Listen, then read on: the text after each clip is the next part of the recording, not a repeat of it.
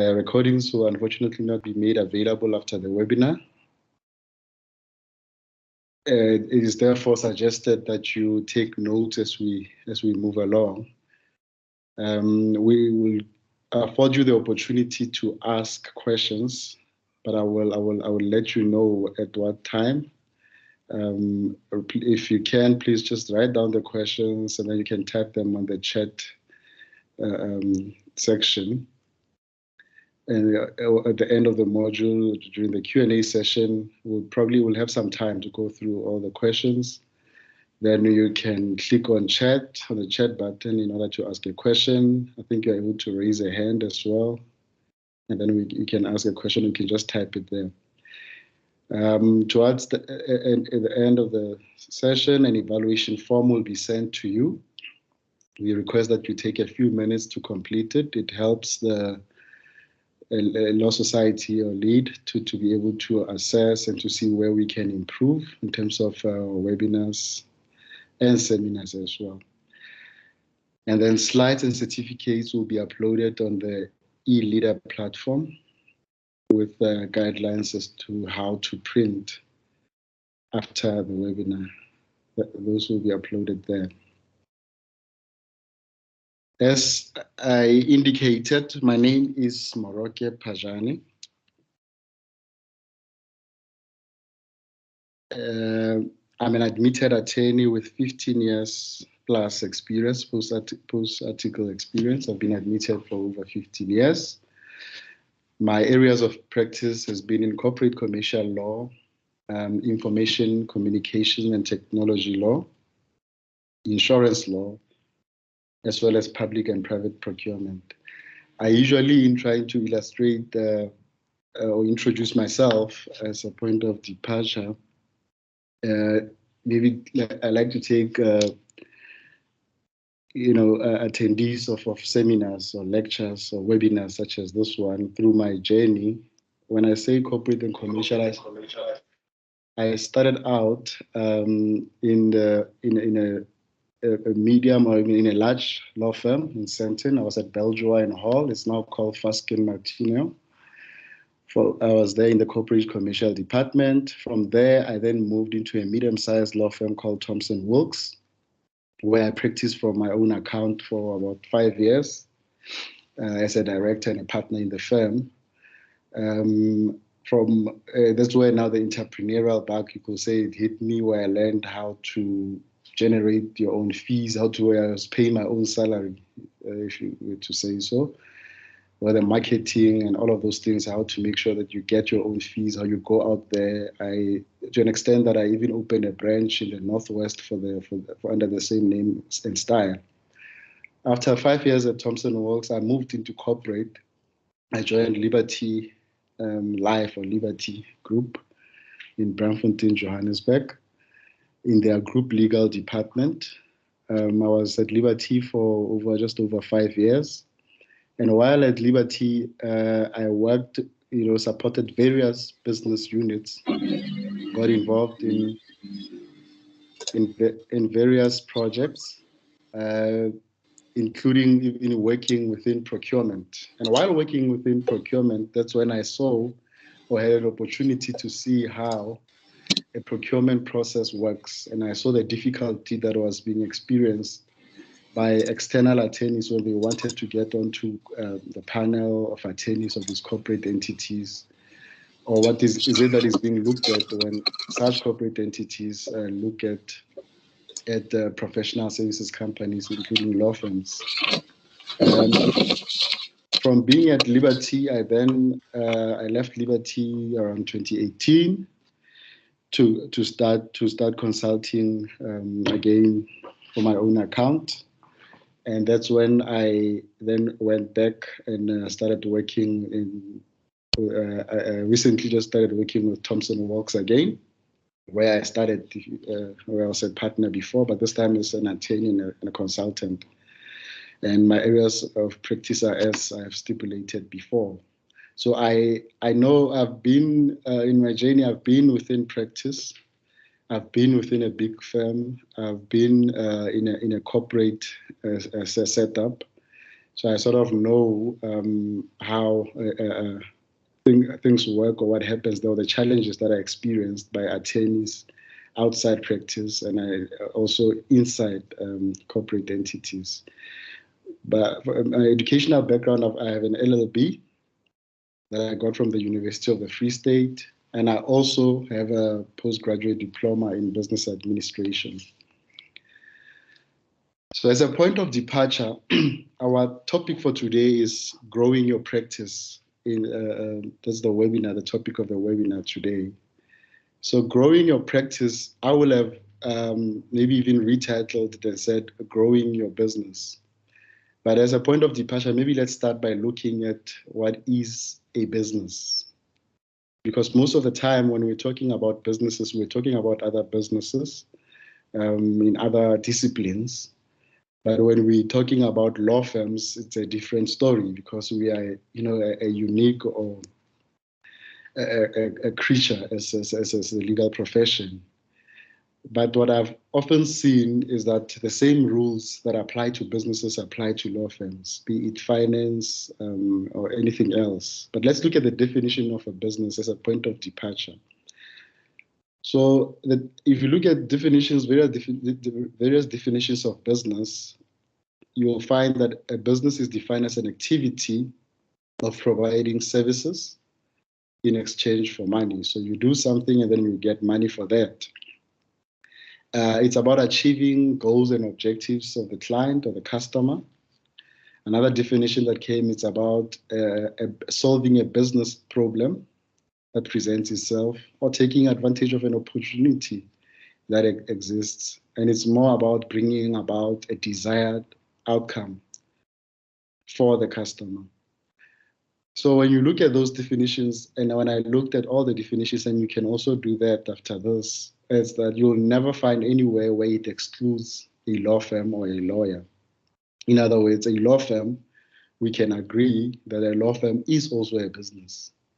And that is what I want us maybe to focus more, just have that at the back of your mind as we go through the session today. Another question that we may ask, and since we've defined what the business is entrepreneurialism, being an entrepreneur. Are you an entrepreneur? I had one colleague saying in one session that, look, I'm just a lawyer. These business things, I leave them to business people. I just want to be a lawyer. I agree 100%. But let's look at what Beth McLean says when she says, whether you like it or not, being a great lawyer is not enough to run a successful law firm. When you set up your own firm, you are no longer a lawyer. You are the owner of a business called a law firm. You need to be aware of and stay on top of all the key issues in your firm, especially financial issues. So it also emphasizes that your business is called a law firm. Your law firm is a business. You're no longer just a lawyer. Being a lawyer is not enough to run a successful law firm. A gentleman called Mduduzi Luthuli is a director of Luthuli Capital, a company called Luthuli Capital. He says an entrepreneur is a problem seeker, a problem solver, and an innovator. He says, I don't think entrepreneurship is limited to those who start organizations or ventures. More than anything, an entrepreneur is a person that can add value, whether you create something yourself or work for a company. He further says entrepreneurship is about understanding fully what risks you are taking and mitigating those risks. So you see, even in that definition, in that code, you don't see any exclusion of lawyers. It's just an entrepreneur, somebody who wants to solve problems. And that, I think, in my view, includes lawyers as well. Alon Reyes is a CEO of an incubator, a business incubator called Reyes Corp. He says, entrepreneurs have three major things in common.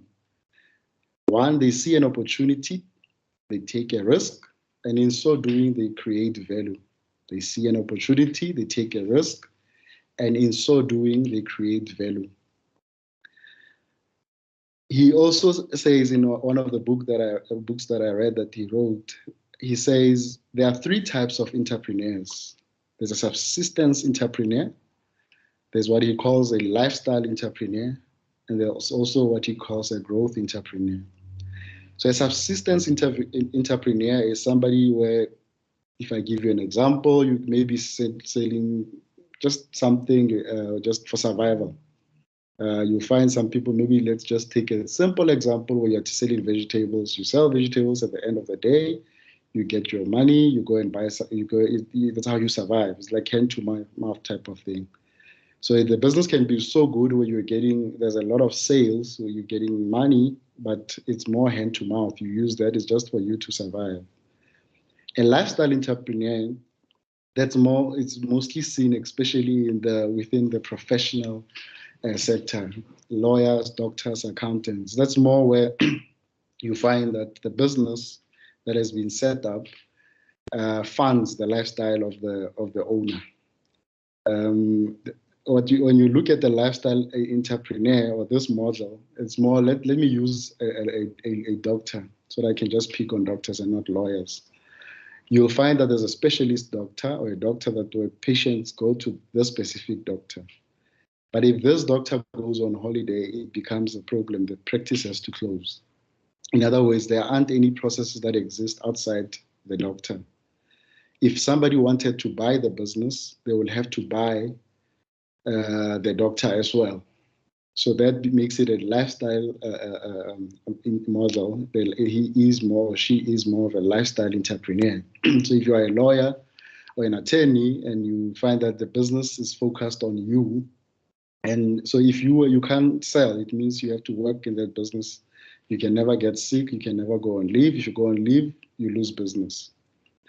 Then there is what is called a growth entrepreneur, which brings us to basically what we'll be talking about today. A growth entrepreneur, it means this is a scale business.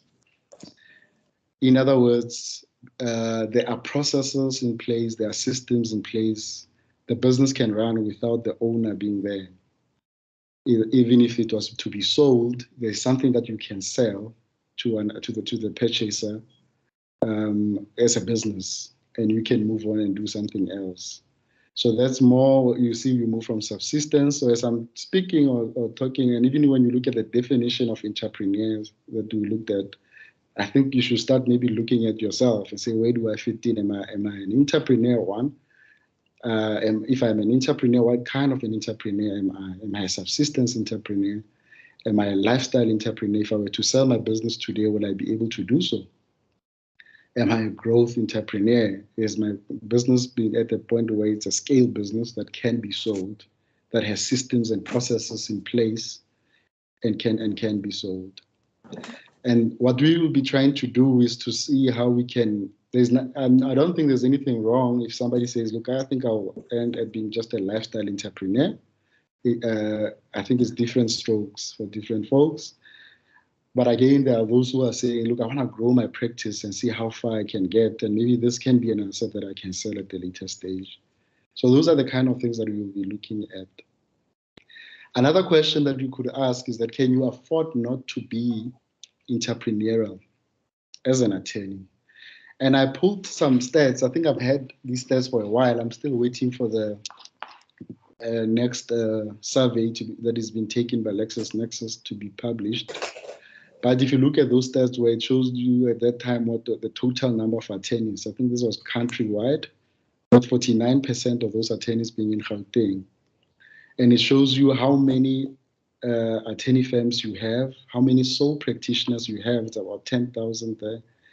And how many, and in the size of the firm is 2 to 9 attorneys, 10 to 19.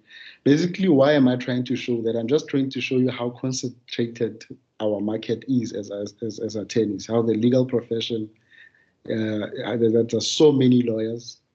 It means there is competition. It's so difficult to get work, especially during these times.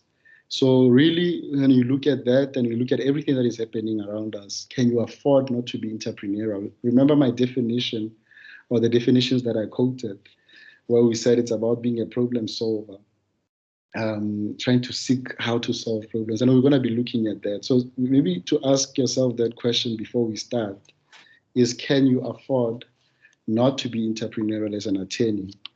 When you look at, when you apply for finance, when you go to the banks, they will never say, no, you are an attorney, certain things do not apply to you.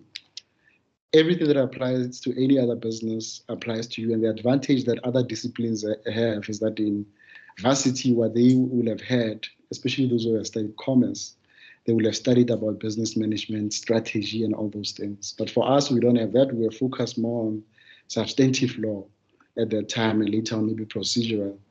And nothing really, it is being changed, but nothing really about commerce or business management. So can we really afford also to stay behind as the attorney's profession, as the legal profession, and not be entrepreneurial? I argue that we can't. We can't say we can't be entrepreneurial and leave it to other professions. You look at SARS as an example, tax, if you have to report and all of those things, everything that is required of any other business is required of us as well. So we really need to think outside the box to be as innovative as we can. But how do we do that? It's by learning the kind of things that we'll be learning today. So our agenda is that simple, ladies and gentlemen. There are 3 points that we'll be emphasizing, or things that we'll be looking at. It's, if you are already starting your business, or you have already started your business, we'll be looking at how to reshape or how to shape your firm's business model. If you already have a business, we're reshaping your firm's business model. You can use what we'll be talking about to go and look at your model and say, how is this working? We'll also look at how to prepare your business case. And then thirdly, what we'll look at is value creation through design-led thinking.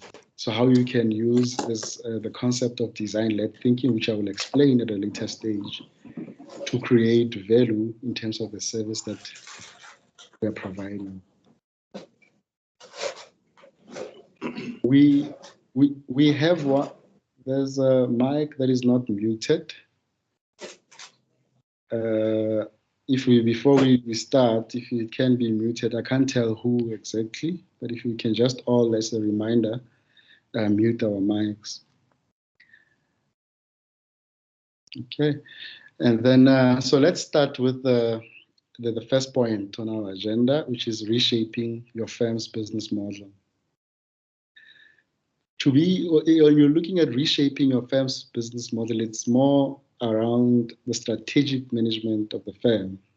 So what we will be looking at there is how to use strategic management as an approach for a firm to achieve its goals. So we do it in 3 steps. One is we analyze the firm's current position, that is the situational analysis, in order to determine where the firm wants to be. So what we're looking at is the SE state, that's the situational analysis. We look at the way the firm is at the moment, or the situation outside the firm, we'll look at that. And then 2, we look at where the firm wants to be. And then thirdly, we look at how we can get to where the firm wants to be. So that's strategic management. That's what we will start with. When you're conducting your situational analysis, you look at the tools that we have that help us to look at the external environment and tools that help us to look at the internal environment. The external environment is the macro environment, the environment where you have no control. And the internal environment is the micro environment where you have some sort of control. And the tools that we use in that regard, it's what they call PESTEL, or PEST, P-E-S-T, or P-E-S-T-E-L. I will tell you what it stands for now. And another tool that we use is also competitor analysis. We also make use of a tool called Porter's 5 Forces. And we also make use of SWOT analysis. So let's look at PESTEL. PESTEL, like I said, is an acronym and stands for political. P stands for political. E stands for economic. S stands for social. And T stands for technological. E stands for environmental. and then L stands for legal. So you take this tool, what you do is then you'll say, okay, what are the political factors that are applicable within the area of business that I want to go in? So we're obviously in South Africa, you look at the political factors, and here it's an objective assessment. The test is what are your views on political issues? It's at an objective level, what is taking place.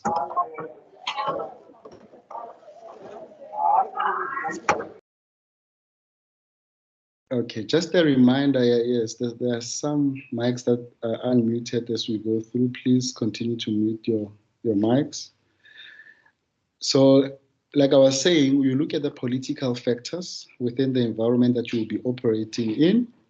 And when you look at political factors, then it's an objective assessment. So you look at what is currently happening. And to be able to do that, you use any objective source that you can find. From news, as lawyers, it's easy for us to get what are facts and what are not facts. So it's from news to any other source that you can use just to conduct an assessment to see what are the political factors that are in your specific area of operation. You can also look at what is the political structure where you will be operating, is the democratic structure, all those type of things. So that falls under political. Then you move on to economic factors. So what are the economic factors that are currently prevalent in your area of operation? You can look at the inflation rate. You can look at if you're going to be trading in rands, what is the rand value against any other currency. You can look at the consumer price index. Economically, where are we? And most of the time, such information, you can even find it in the budget speech. It gives you a picture of what is happening in the country. You can even go to other sources to get a more independent view. But then again, you just list, in that regard, you just list what are the economic factors that are prevailing. One, that within the area of operation being at the country level, provincial level, even at the local level, depending on where you will be operating. So it's again an objective assessment where you are looking at the external environment. The next one will be the social factors. So you look at what are the social issues or factors that need to be considered that may have an impact on your business, or the business that you've started, or the business that you're about to start. And when you're saying social, it can start from the social demographics of the country. How do we, most of this information you get it from Stats SA. The segments that are available in the country. How are you have people who are sometimes some are disadvantaged, impoverished, some are very well off. What are the percentages when you look at that? In which areas do those kind of things apply? It gives you a picture of what the country looks like and how that will impact your business. You also look at the technological factors. I think this is more relevant. What we are doing now shows you the developments in technology, where you are able to, everybody being at their office or at home, and be able to be in what would have been a seminar. So technological factors, what is currently being used? What is it that I can consider that is relevant to my business, that is out there? Like I said, like there's Zoom, there's Teams, there are accounting solutions, there's research tools, and so on. So you look at those kind of things, what is currently being used. And then there are environmental factors.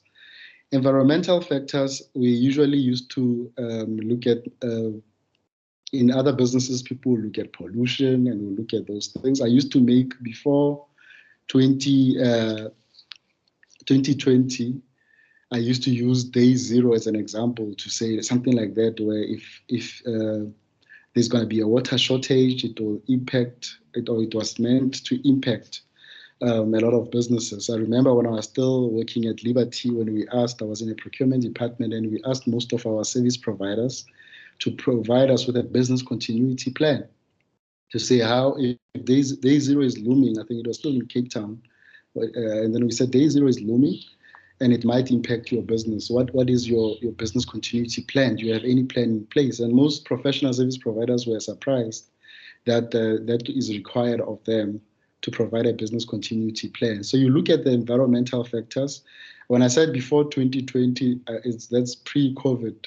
Nowadays, we even have now, even COVID, I can even say it falls under the environmental factors because it's something that has affected, I think you can say health-wise, but though it's something that either is in the air, I'm not a health expert, but it's one of the things that fall under that. And how will that impact your business? So you start looking at those things and seeing how innovatively these are the things. At this stage, you are not even in solution mode.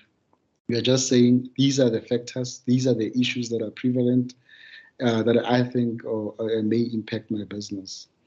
And then next, what we have is the legal issues. The legal issues is you look at the legislation of the country, the legal processes.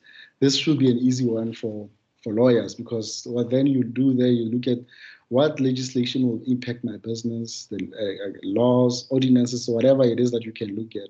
Even looking at our own Legal Practice Act, that's your starting point. Income Tax Act, if you're going to employ people. There's the Labor Relations Act, and so on. So you look at legal factors objectively and say, this is what will be applicable to my business. So we then look at the next tool, which is competitor analysis. Competitor analysis is where we use this to identify competitors. We look at their strengths and weaknesses, and we look at the strategies that they have adopted.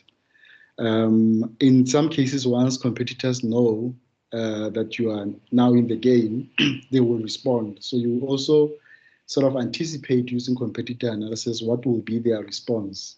It may be obvious by looking at how they responded when another competitor came on board. So that maybe shows you a pattern of how they might respond to you when you come into business. Most people overlook this. You start a business. I've seen when you go in certain towns where you find that there are 5 businesses in the same street, meaning there's going to be that fight. So you need to be prepared. There's nothing wrong with competition, but be aware of it. Identify them. Know who are your competitors, what are their strengths and what are their weaknesses. The strategies that they adopt. It's easy these days. And then how will they respond to you? I once had a competitor who went to every client that I approached after I went to make sure that they either win their business back and make sure that they, that I don't advance any further. It was competition, as unhealthy as it was, but if you are prepared, you are proactively able to manage such situations. Then what it also does, the competitor analysis, it helps you to conduct a benchmarking exercise, which is a strategic exercise to benchmark performance. So you're kind of able to look, when you look at other role players, competitors can also be looked at the role players within the game, within the market.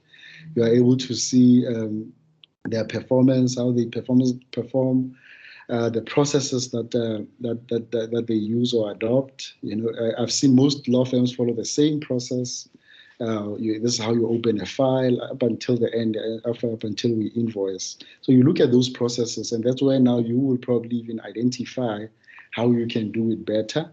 You will identify what could be better for the customer, because later on you will see when you look at customer experience that you will see that, okay, these are the processes that are being followed. As uniform as they are, how can I make it better for the customer and make this a competitive advantage?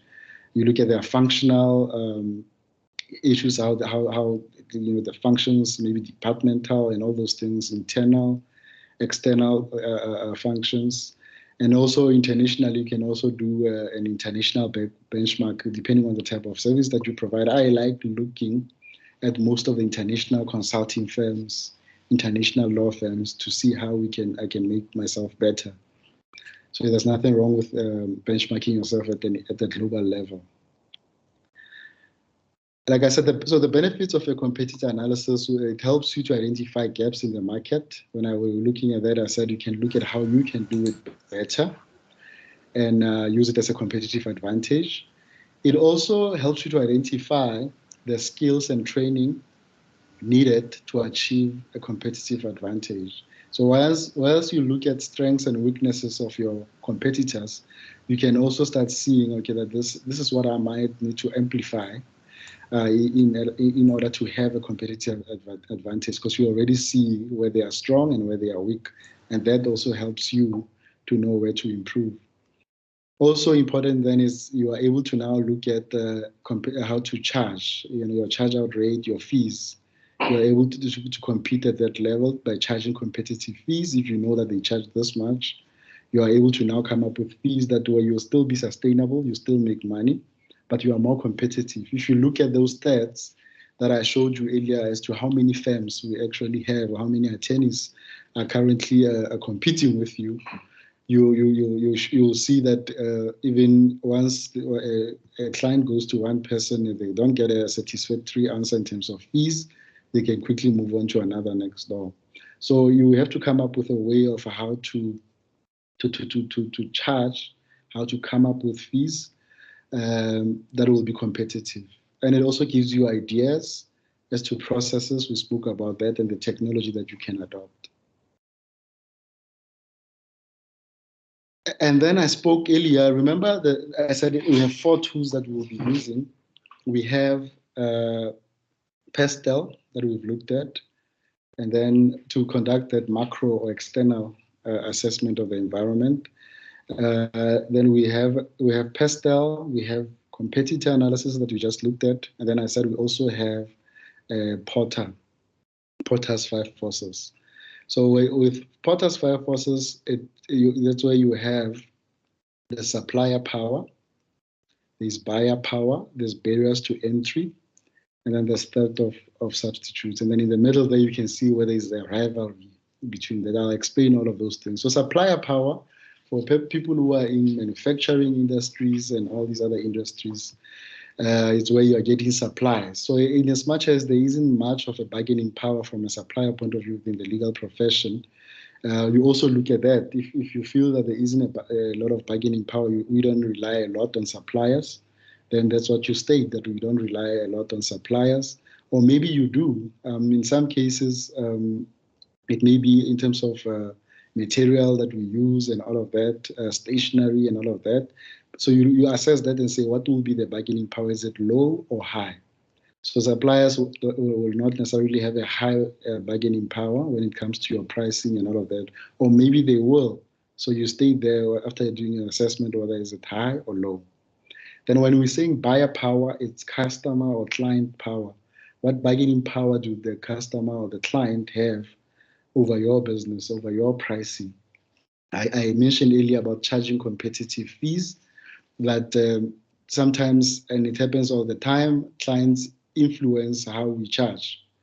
When you say, this is how much I will charge for this, clients are able to now say, no, if this is how much you charge, then I'm going to speak to somebody else. Or they'll come to you and say, this is what I'm prepared to pay. So at this stage, like I said, it's more of an objective assessment.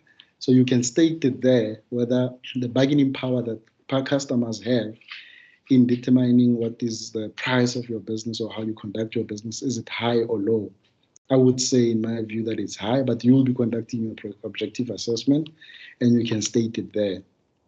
Then the third one is barriers to enter or barriers to entry. In simple terms, how difficult is it or how easy is it to enter this profession? Once a person is admitted, so those are the kind of, you look at the process that you go through to end up saying, I'm now a practicing attorney, I have my own law firm, or I'm practicing under my own name and style or for my own account. How easy is it for anyone to just set up? Is it the question of just getting admitted? Once you're admitted, you go through either PMT, depending on when you started practicing. Then you've registered with the society, and then that's it. You get a fidelity fund certificate. You do that investigation, and then you say, barriers to entry, is it easy? Or is it difficult for people to enter this? So if you're investing your money and getting into this, you need to know that, can anyone just do it? Is it something that is as easy as that? So you assess that objectively. So another factor there will be threat of substitutes. So threat of substitute is, we are living in a digital era where you're starting to see that there is the threat of us as lawyers or practitioners being substituted. We are living in an era where clients are able to now purchase. There are websites that where people are able to purchase contracts online. templates that can come to them, and NDA and all these other lease agreements and so on. People just get them prepared, they just populate them with their details and they sign. So is that a threat of substitute? You also have situations where I know, having also been in corporate, where in-house corporate departments are doing their best to ensure that they outsource as little as possible. That they outsource as little as possible to external attorneys, because they are also trying to justify why they exist within those departments. So is there a threat of substitute? So you look at those kind of things where you're saying threat of substitute, this is what is happening. You are seeing a lot of legal insurance companies that are now selling policies where they're saying to clients, we will help you, we'll provide you with the best lawyers. And when lawyers are on those panels, they are dictating the rates, they are dictating the tariffs. So that's actually like something where clients were able to now go directly to lawyers. They now go through to those insurance companies. And if you are on their panel, they'll tell you how much you can charge. So is there a threat of you being substituted once you've set up this business, once you are in practice? Or if you're already in practice, is there a threat of you losing out on any work? There are a lot of accounting firms that are now starting. These big accounting firms have legal departments, legal consulting companies within them, where they are getting admitted attorneys who are providing services to clients. It may not necessarily be reserved work. There's that whole debate, but they are taking work that could be going to lawyers. So you see the pie now gets smaller. Is there a threat, as far as substitutes are concerned? So that's what you conduct an assessment. You look at those kind of things, and then you look at that, is it high or is that threat low? And that's Porter's 5 forces. So remember, so that was our external assessment of our external environment, the macro environment. So we looked at PESTEL, P-E-S-T-E-L. We look at competitor analysis. And then we now just looked at Porter's 5 forces. So with Porter's 5 forces, I also mentioned rivalry when I said how concentrated the market may be. And we looked at the stats earlier. And so that what you do there is that you look at, are there a lot of lawyers in my area where I want to operate? Is there a lot of people providing the same service? So is there competitiveness and that rivalry amongst law firms, big, small, medium, and so on? So that's what you look at. And then the next step will be the micro environment. When I said we look inward, and the tool that you use there is the famous notorious SWOT analysis. SWOT analysis is an acronym as well that stands for strength. S stands for strength, and then W stands for weakness, O stands for opportunities, then T stands for threats.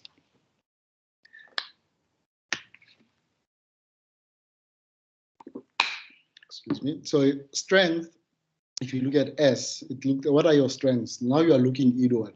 Remember what we're doing? We're looking at the outside environment, the external environment, where you don't have any control. So we're looking at something where you now have control. When you look at what are your strengths, objectively, you list there, these are my strengths. I'm well versed in this area. This is, I've got skills. I'm more of a person that is able to do litigation. I've got experience in this. Those are your strengths that you will be listing.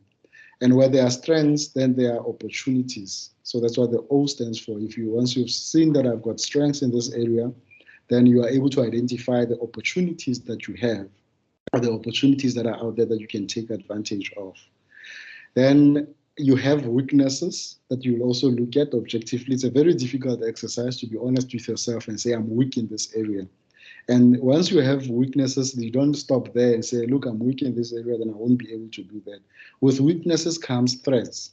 But then you don't stop there. You are able to say, look, then what is my plan to make sure that I improve? Remember when we were looking at the competitive analysis, we spoke about how you can even use that to amplify yourself, to improve yourself, so that you can have a competitive edge. So when you look at your weaknesses by yourself, honestly looking at them, objectively looking at them, you are able to even come up with now how to improve that or how to mitigate against those threats that you may have identified. So the T stands for threats. You identify the threats that come with your weaknesses, and then you come up with a plan of how you will mitigate those. So there is your SWOT analysis. That's us looking at the situational analysis when we're looking at the current state of the firm. So the next step, remember now it was 3 steps there where we said to look at the current state in terms of strategic management, to look at the current state of the firm, then we look at where the firm wants to be, and then we will look at how the firm can get to that stage. So it's a SE state, it's the to be state, and then it's how, the how part, how do we get there?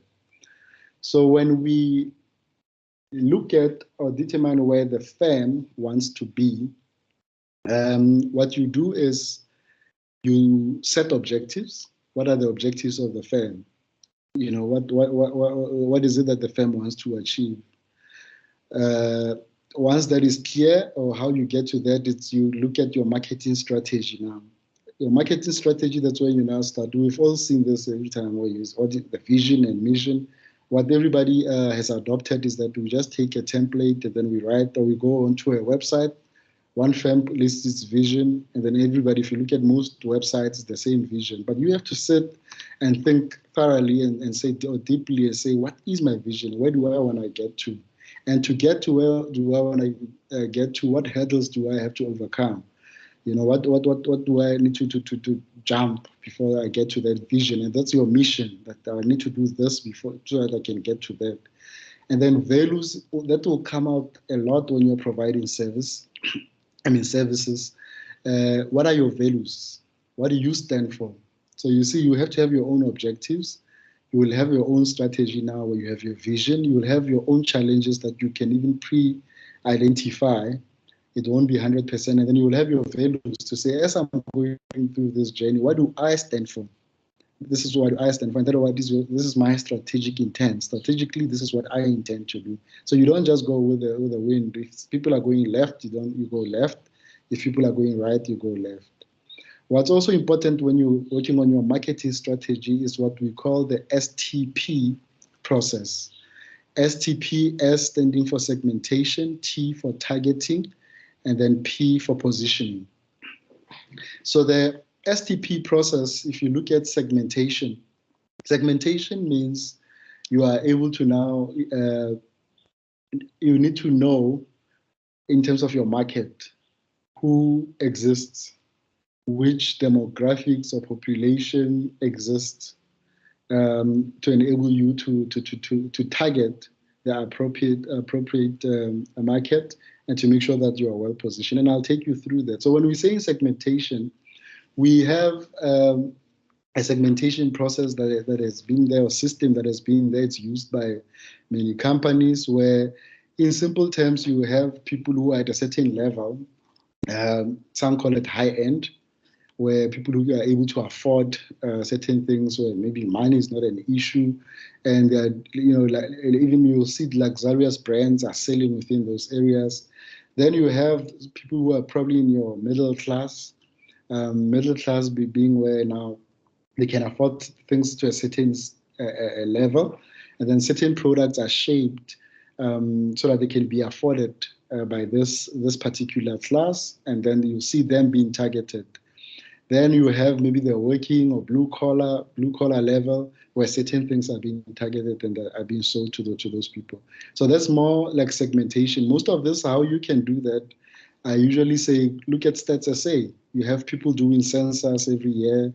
They have a lot of stats where they know who, in which area, who stays where, and they can give you the income brackets of those populations to say those areas is people in those brackets. That gives you an idea. Why is it relevant to us as lawyers? It gives you an idea of who can afford your services. So you are clearly now at that stage now segmenting and saying, look, I'm going to be focusing on this high income bracket, or I'm going to strictly go to high income bracket, but within the corporate sector.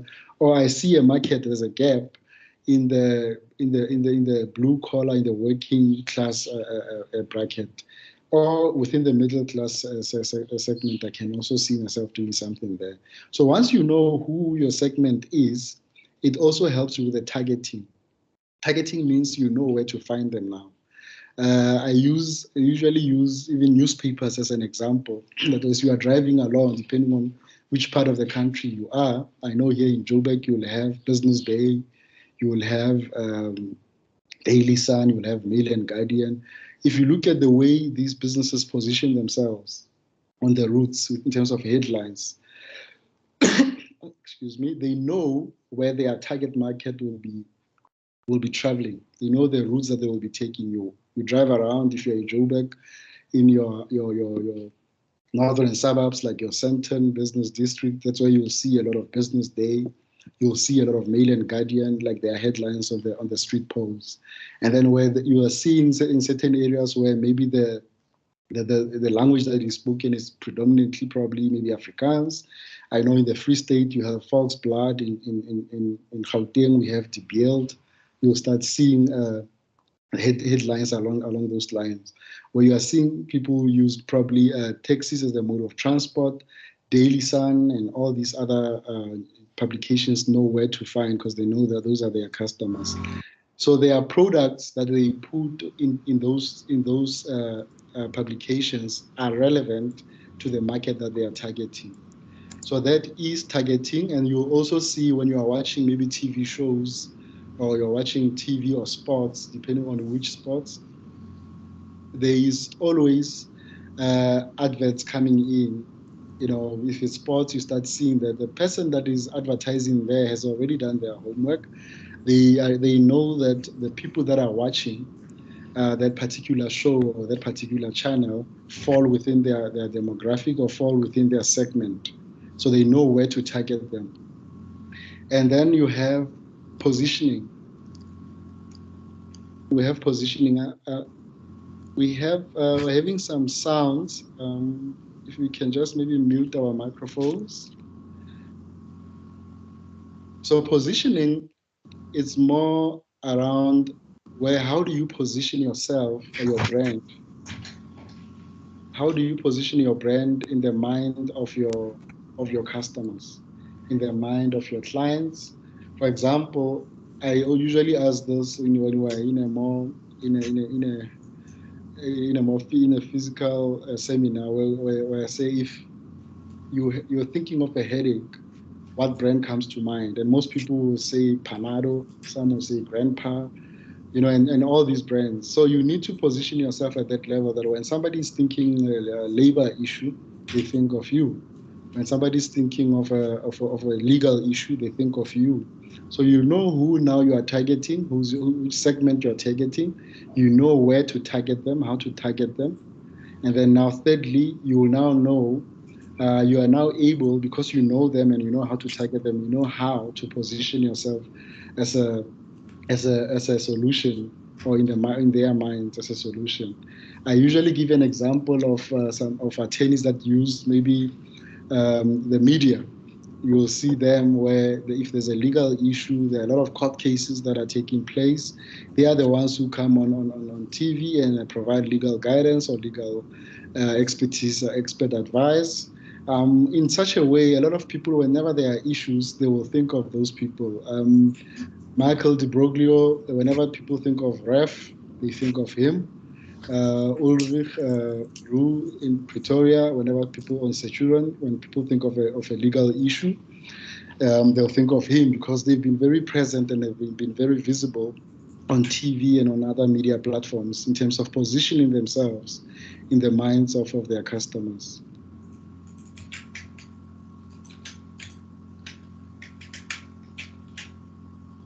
So we have looked at where the firm wants to be. Remember, we are looking at the SE state, that's strategic management. We're looking at the SE state, and then we're looking at the to be state. And then what we also need to look at now is how will we get there? So for us to achieve that to be state, we need to look at how do we get there? What tactics can we use? So to do that, we develop what is called marketing mix tactics.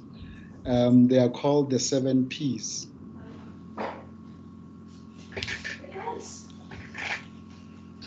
Ladies and gentlemen, we have a mic that is not muted.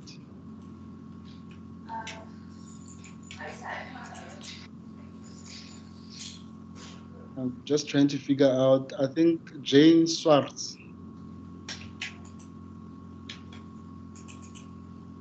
Jane Swartz, if you can just maybe mute your mic.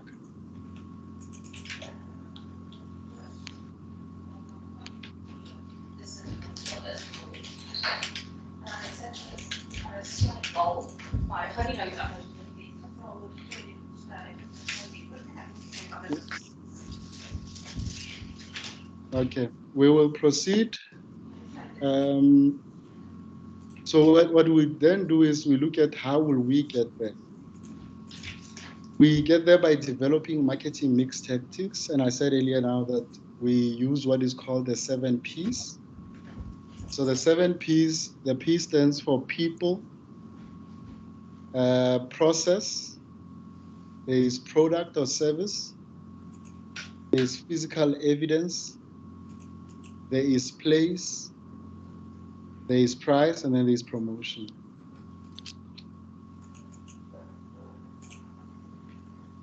I just beg your indulgence for 5 minutes. I think we need to sort out, it's difficult. I can't hear myself.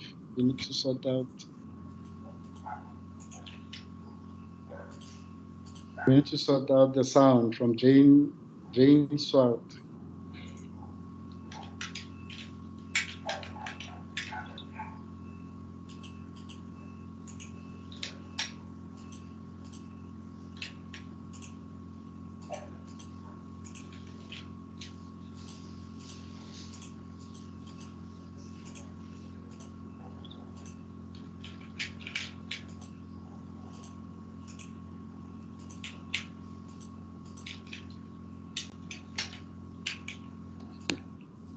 Okay, so while that is being sorted out, we look at the marketing mix tactics. Like I said, people. So when we say people, you start looking as you are now about, remember we're talking about how will we now achieve our to-be state. So we look at the people. Who are the people that will be, that we will need to conduct our, to be able to achieve our objectives. From people, I'm talking about personnel from a human resource point of view. Who do I need? Who do I need to recruit? Do I need to have people in at what levels? Am I going to go have a partner that will work with me if it's more legal work? If there's going to be admin work involved, do I need to get more admin people involved in the admin people involved in the business? So people, the P there stands for people, and you are able to now start to identify what kind of people will I need to run my business. One of the people that I find that you always need or you always have one, it's the IT person that will help when you are having IT issues, because that's how you're going to be setting up. And you decide as you're looking at people how you want to have those people. Are you going to have those people as permanent resources, or you're going to have those people as probably contractors and consultants? And then you look at the legal people, the technical people that you'll need to be able to execute instructions, so to be able to provide services to your clients. Then you look at the process to be followed. Remember, we were looking at competitor analysis. We looked at the process that law firms that your competitors will be looking at. Now, with that information, and I said to you at that time that we are able to now look at the gaps within their processes and to see how we can use this to identify, to benefit clients and to use this as a competitive edge. So when you look at the process, you start now designing your own process to say, okay, for me to get there, this is the kind of process that is being used by other people or by existing businesses or law firms. This is the process that I think I can use to be able to provide a service to my clients. So you will have seen what are the gaps within their processes. You will have seen what are the pain points of clients, and you will try to address those pain points.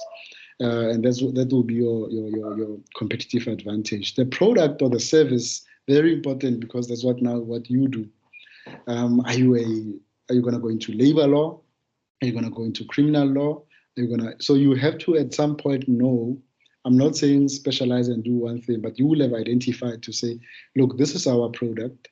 these are the areas of practice that we think the law firm will provide or will operate in. Now you know, having looked at the people that you have, you know that, and you've seen the gaps, you know the segment. Remember when we were looking at that STP process, segmentation, targeting, and positioning. So now you know, in terms of segments, who are the people that you'll be targeting and providing a service to. You know who needs that service that you'll be providing. So this is where you now shape that product to say, this is the service, this is the product that I'm going to be offering. The other P stands for physical evidence. So physical evidence, it's the look and feel. Before internet or before the digital era, the look and feel used to be, look how your office will look.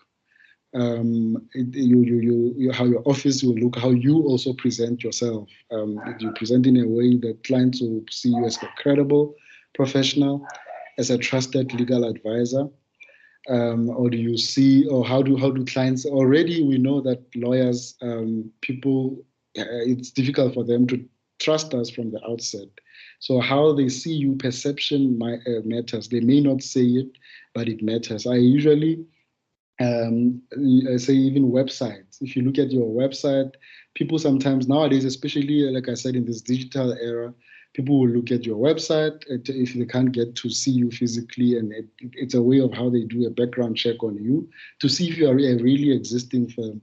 So imagine if you are just copying and pasting, you just have a son or a student somewhere helping you with who knows WordPress, who just copied and pasted other law firms things. Somebody can see as they're looking at that it doesn't tie up. So it also will tell you the kind of clients you'll also attract. So physical evidence is important. I've used as an example doctors. I like picking on doctors. Where I remember in my varsity years, I will go to a general practitioner's rooms, and I was very sick at that time. And then while you are sitting there waiting, when you get to a doctor and they say come at 10 o'clock, they're not always see you. Most of them, they don't always see you at 10 o'clock. So you are sitting there very sick in the reception area. And as I'm looking at the reception area, I look at the floor, it's cracked, the tile is cracked. You're looking at the furniture, they just got some furniture and that they were not using and just put it there. I tried to read some magazines. The magazines are from 5 years ago. It was not an enticing atmosphere or environment. So the physical evidence, it's just that you are sick and desperate at that time, but it should that when somebody is there, in terms of the experience, when a patient is there, when in terms of lawyers, if the client is sitting at your reception area, they are able to have that confidence that my matter will be handled, that they have a good and pleasant experience. And that says a lot. It speaks a lot. So lawyers need to also look at that, emphasize that, and look at that and make sure that the look and feel is what the clients want to see. So the next P stands for place. You've heard of the phrase or expression location, location, location. So it's where you are located. Again, we are in a digital era. So while putting that in mind, but from a physical point of view, it's where your office is located. If your office is located where it will be visible for your clientele, for your target market, now you know who your segment is. So it's also part of targeting. Will it be visible to them?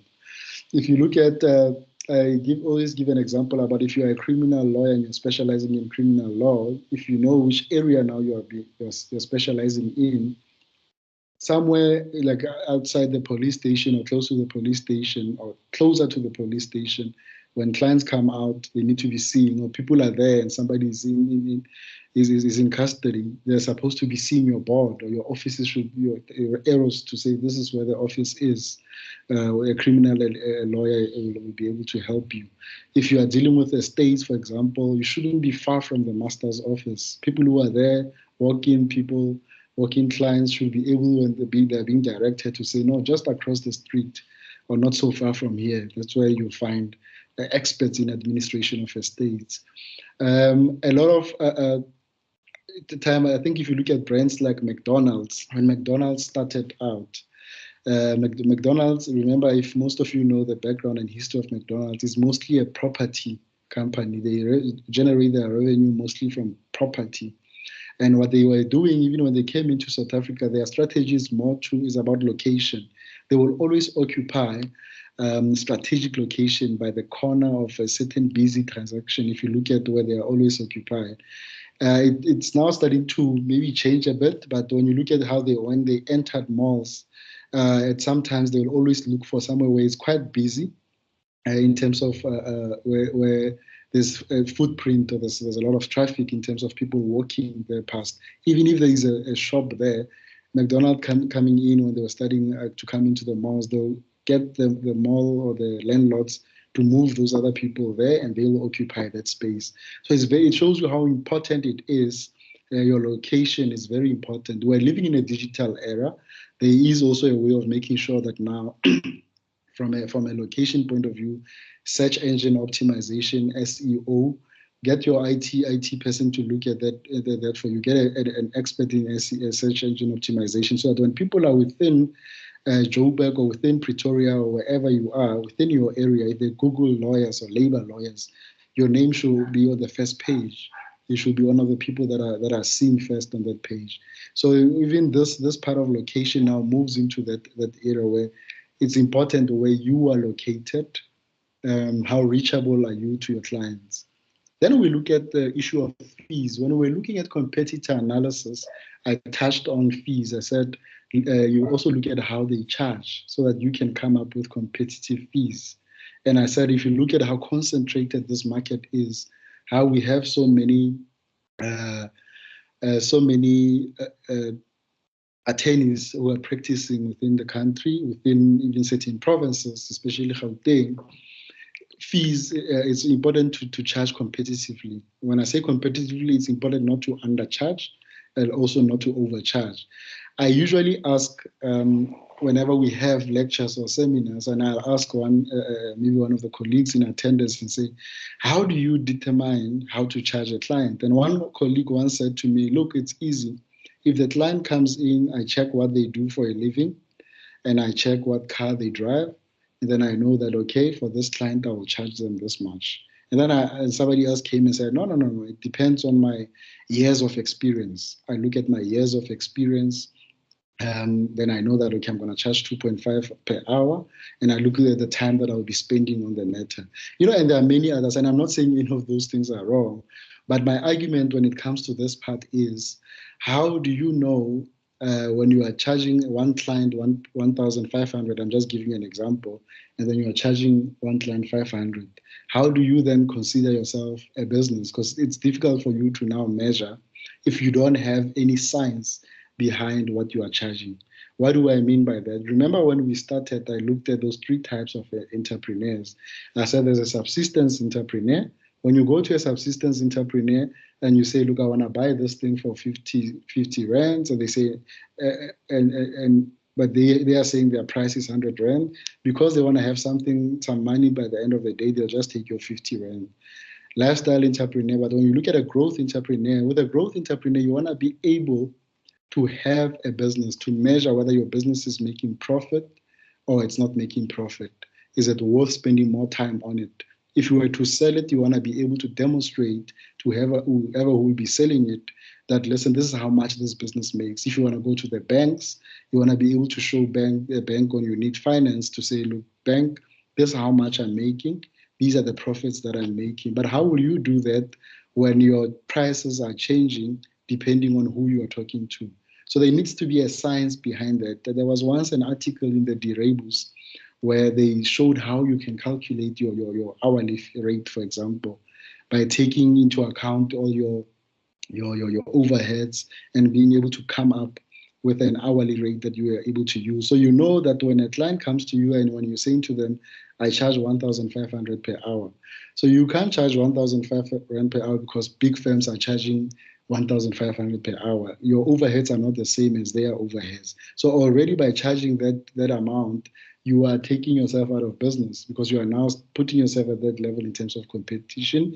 You are giving away your competitive edge. So if you carefully now, you can even get a bookkeeper, accountant to help you with that calculation, to say, looking at my overheads, help me calculate my hourly rate or how much I should be charging.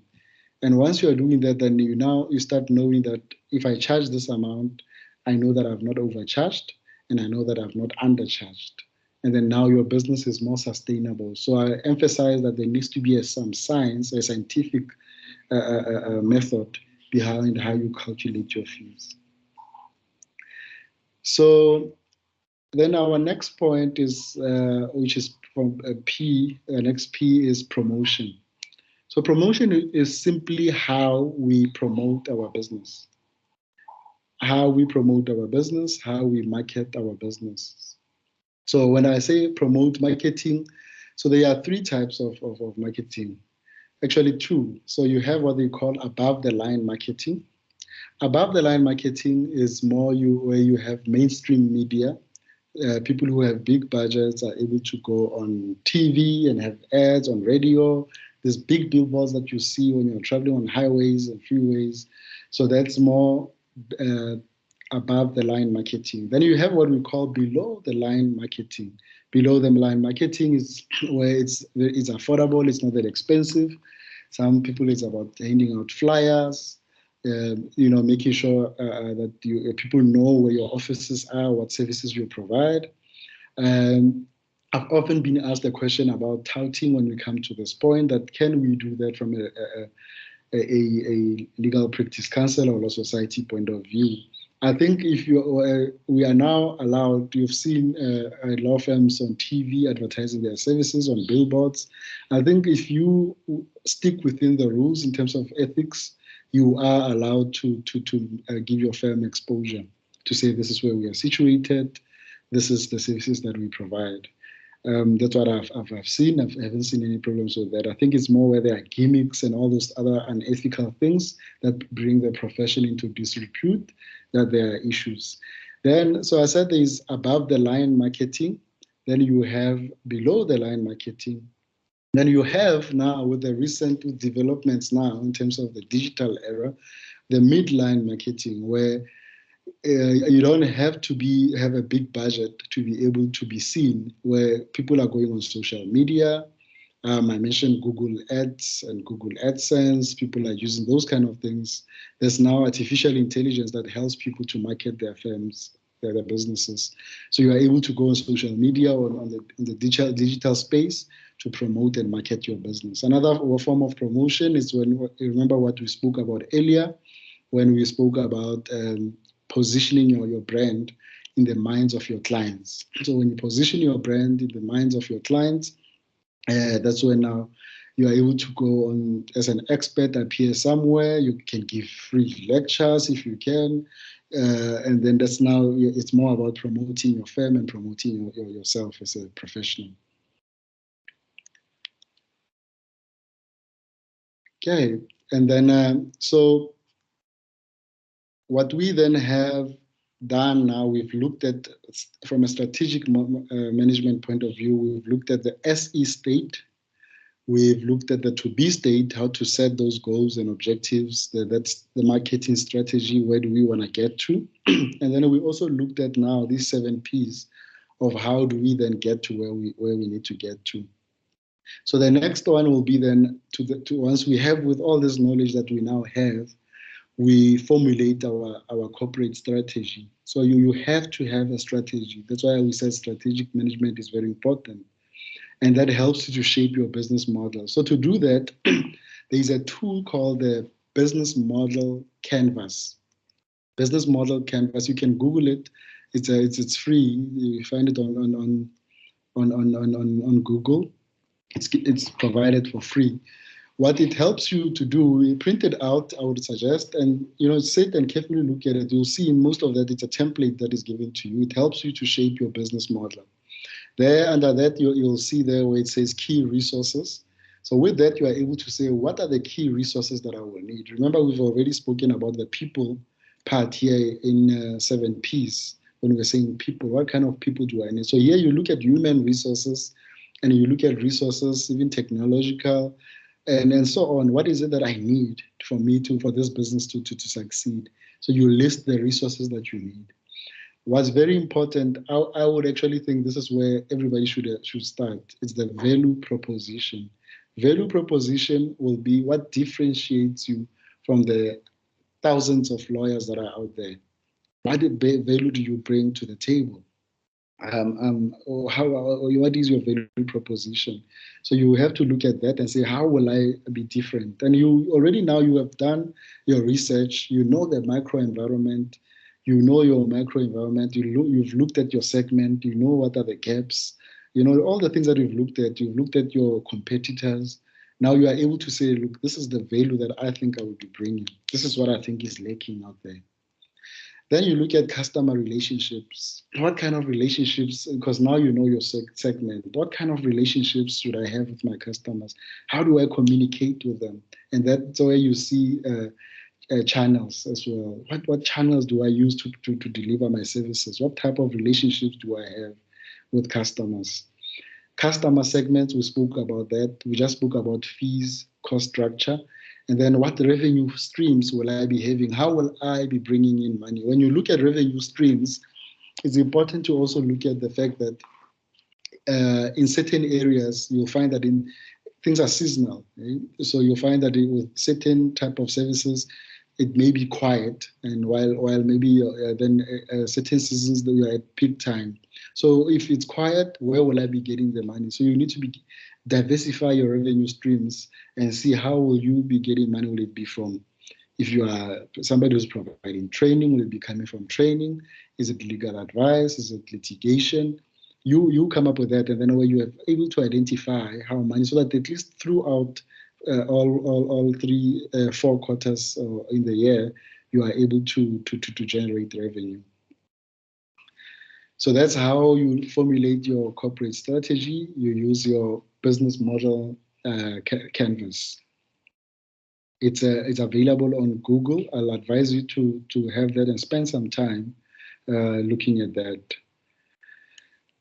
What I have also added here is also the opportunity. So we can learn all these things that we've learned, and they become theoretical if we don't say, then where do I apply them? How do I get out there? What's out there for me?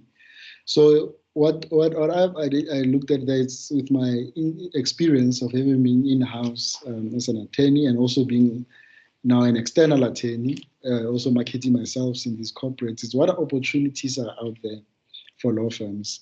So if you look at that pyramid that we've expected, that we've projected, and you look at below the pyramid, you see that there are free services. These are services where I think every lawyer probably has that, where people call you and they get free legal advice. They just want to know, they just want to pick your brain.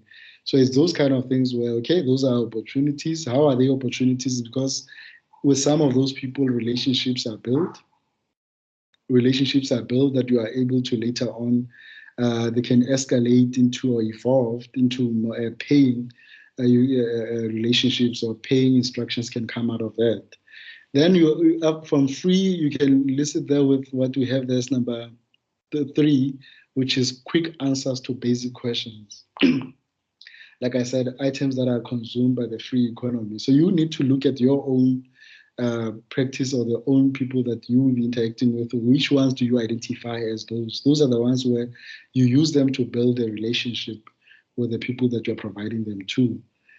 Then there is what normally happens if you look at there at number 1 here.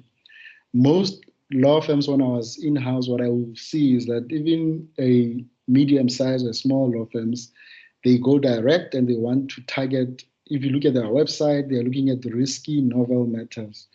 They're looking at significant matters of a significant premium, like your intellectual property and all of that.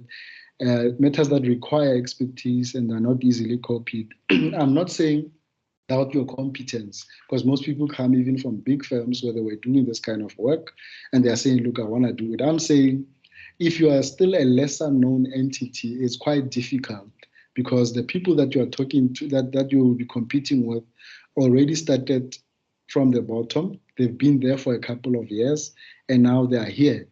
They are at the top level where they are now known, they are now trusted, and now you also need the time to be able to build that trust, to be able to be known as that expert.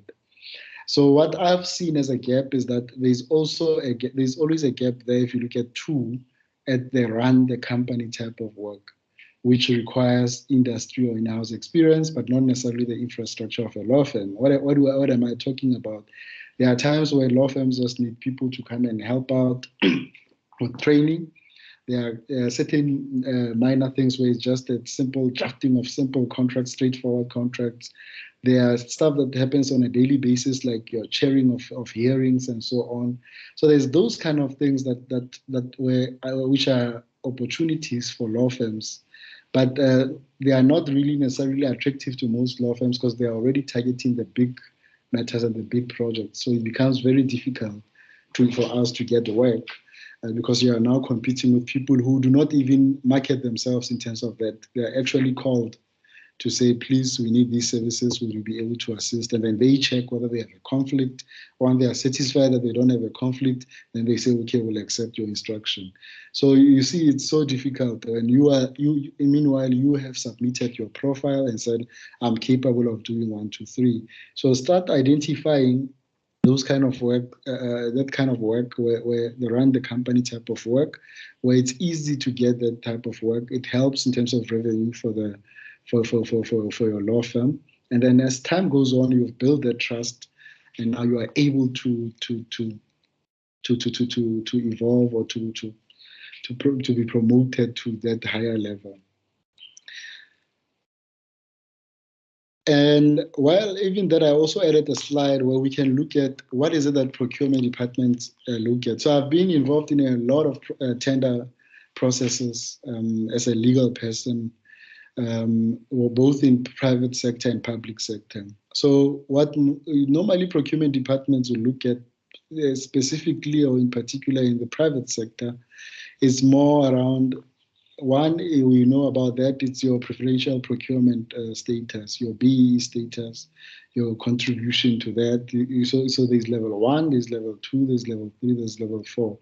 So when you go into corporate entities, they'll be having their own, there's a scorecard, and they want to make sure that they reach a certain level.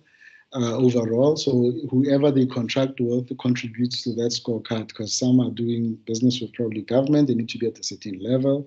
So when you go to them, one of the things that they will look at to score you will be your BEE level. If you are an exempt, or they call an exempt micro enterprise, you know that there are certain processes that you can go through in terms of affidavits that you can conclude.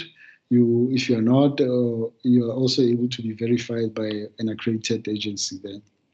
They also look to score you, they also look at operational and technical capability. Will you be able to do the work? One, technical obviously is the qualifications, but operationally as well, that also is an issue. Will you be able to operate and conduct provide the services? Another point that is also being looked at nowadays is your liquidity and solvency. So they conduct a liquidity and solvency test. Some companies ask, or procurement departments will ask for your financial statements, and they look what we call ratios. They look at your ratios to see whether how have you been performing. In other words, most of these companies don't want to get involved with a company that will go insolvent after getting involved with them, because reputation is everything for the big brands. So they want to look at that, whether are you solvent, will you be able to provide the service, and there won't be any disruptions as we go along. We've spoken about the charge out rates. When they conduct a thorough commercial assessments, they'll always ask you, they have a sourcing department, they'll always ask you to provide, as part of your proposal, charge out rates to see how much do you charge. And what they do with those pricing structures is when they compare you with others who have submitted. So imagine what we said earlier on, if you are thumb sucking your fees, how will you now be able to know whether you've overcharged or you undercharged? And overcharging becomes a problem at that level.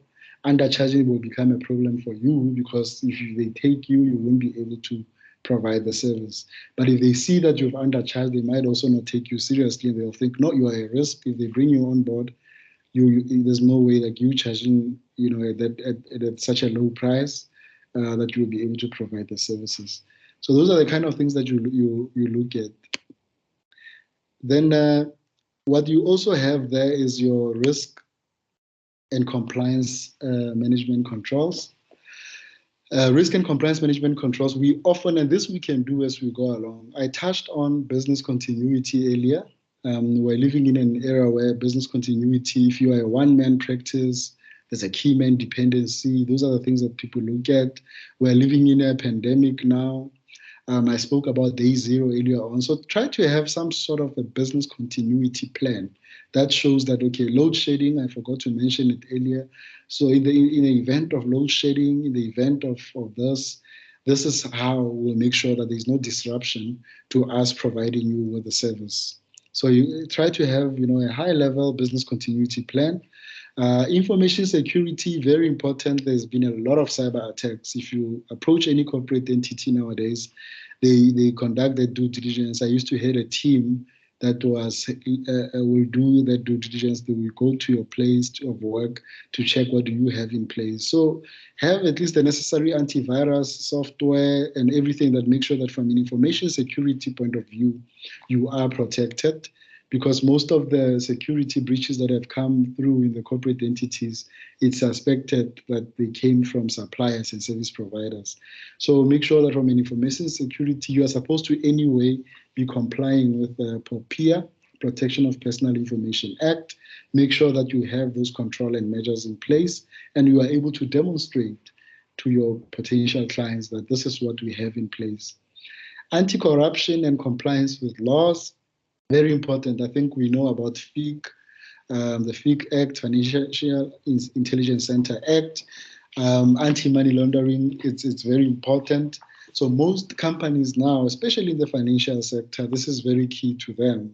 So they do even assessments where they'll do what is called they do tests or checks where they do conduct due diligence to check whether in your company are they politically exposed persons, and then they make they take a risk-based approach to decide whether can they do business with you. If they do business with you, what is it that they need to do to mitigate any risk that you are presenting? So we're already at a disadvantage as small businesses. To have that being something else that is used against you is also, it won't be wise. So also compliance with laws. We know about SARS, tax clearance is always wanted. They want to know whether you're compliant. Labor, I mentioned it. Remember when we were looking at PESTEL, and I said there are legal issues. So now you are able to look at these kind of things. And you're able to demonstrate that you are in compliance with that, because they are very important to these corporate entities. So with what we've looked at, we now have an idea of what the strategic planning process looks like. At this stage, once we've gone through this, we know that we need to develop a vision. We need to be able to conduct an internal or external assessment of the firm. We spoke about that, the macro and the micro. We need to be able to identify stakeholders now. You are able to now formulate goals. You can now allocate steps to say, okay, how do I reach those goals? You can even allocate steps to responsible persons within your company to say, okay, this one will be handling this, you will be handling this, you'll be handling that. You can also look at an evaluation criteria. How do you measure your performance or your achievement of those goals to evaluate yourself? And then what you do is that then you review the strategy by going through all the steps again, over and over. So your strategy, you don't write it down in a nice book, bind it, and then shelve it somewhere. It's something that you have to give time. If you look at the time that you are doing, you know that in your day, in your week, this is what you do to generate business. This is what you do to do the work to provide a service. This is what you do to do your admin work. You have to also maybe make sure that you slot in some time. I usually do it on Fridays when I'm more relaxed. That's when you slot in some time for your strategy to say, is it still where I want it to be? What have I achieved so far? What do I still need to do? Who do I still need to talk to? And that's why I like also scheduling my meetings even on Fridays, because I'm more relaxed And my meetings are very deliberate. I know who I'm talking to and why, because it goes with that strategy. So you go through that over and over again. What we just went through, you always revisit it, and because you see yourself changing it as you move along. Then that brings us to the end of reshaping our business model. So we have two other points that we'll deal with in terms of that agenda that I presented. So the next one is where you are preparing your firm's business case. So when you're preparing your firm's business case, here we use, you prepare your feasibility plan. So business case is more the feasibility of your business. So it's like you can say it's a startup plan. It's a simple startup plan. It summarizes now what your business is about. We spoke about mission statements and all of that. So with all the information that you have, you are now able to say, okay, with everything that I have, I know that, okay, in summary, this is what I do. These are the challenges. This is what will be key for me to succeed. And then you conduct a basic market analysis. You're saying, okay, this is, and remember you did Porter, you also did Pestel, where you look at the economic factors, you did your competitor analysis. So you conduct your basic market analysis and say, okay, the market, this is what the market looks like. I'm aware of that. And then you also have a preliminary analysis of your cost. Remember, we touched on pricing and all of that in terms of your expenses, your charge out fees. And I said you have to have a scientific model. This is where now all that information comes in, where you slot it in. Then when you look at the business case, like I said, it's a feasibility study.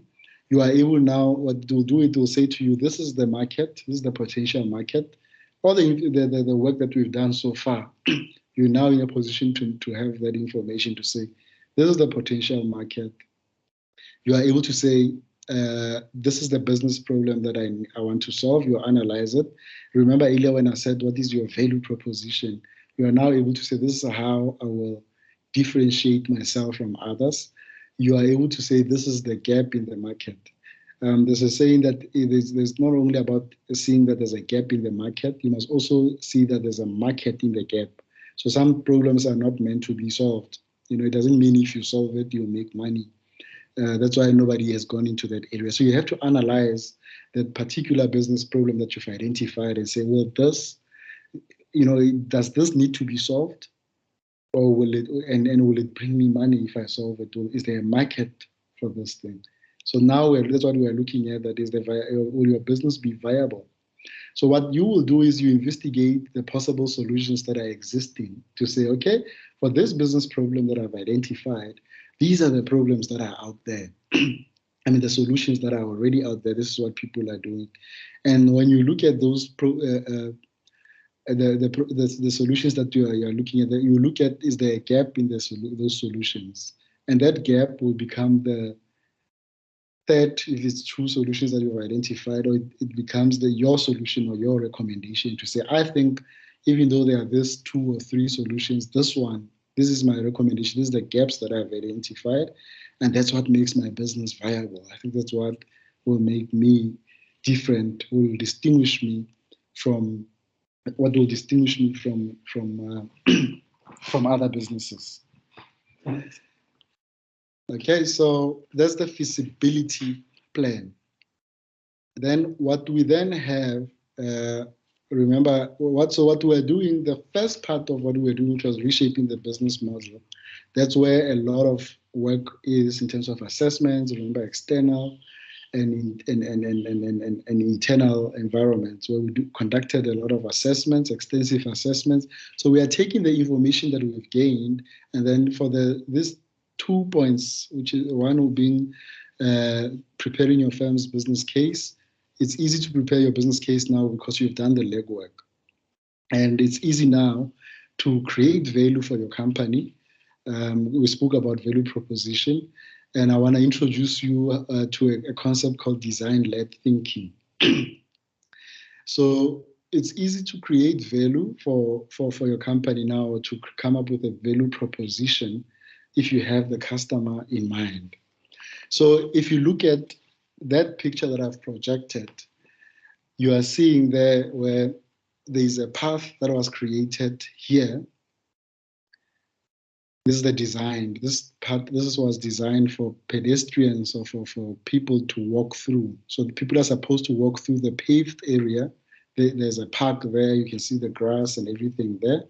But despite this nice design that is there, you are seeing people have been walking through this area. So what this picture tells us is that there are two ways of doing this. There's design where you come up with your perfect design and then you put it there and you say people must use it. And then there's what we call the user experience. And that's where now you are creating value, where you work with customers to design solutions for them, to identify problems and to design solutions for them. This, for law firms, how does that work? It means in terms of the way you are providing services, you are able to say, you are able to use customer experience to design. They will tell you how they want things to be solved, how they want things to be presented. So let's look at this concept of design-led thinking with that picture in mind. So design-led thinking is a process for solving problems by prioritizing the consumer's needs above all else. So if you look at this, the designer clearly did not prioritize the user's needs. They saw this as going through this park like this being the most viable option for them. So it means this did not solve their problems. It did not solve their problems. It solved the designer's problem, who just gave the solution, and it's not being used. We are also having sound problems again. Somebody has not muted their mic. So design-led thinking is that process where we solve our problems by you co-create solutions, you identify problems, and you co-create solutions with customers.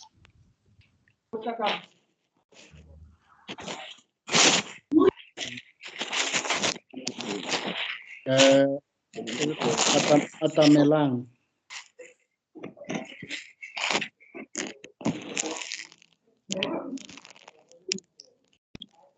I'm just gonna try and get somebody to speak to Atamelang. That's why the mic is not muted. My apologies for that, because it's difficult to proceed. Thank you.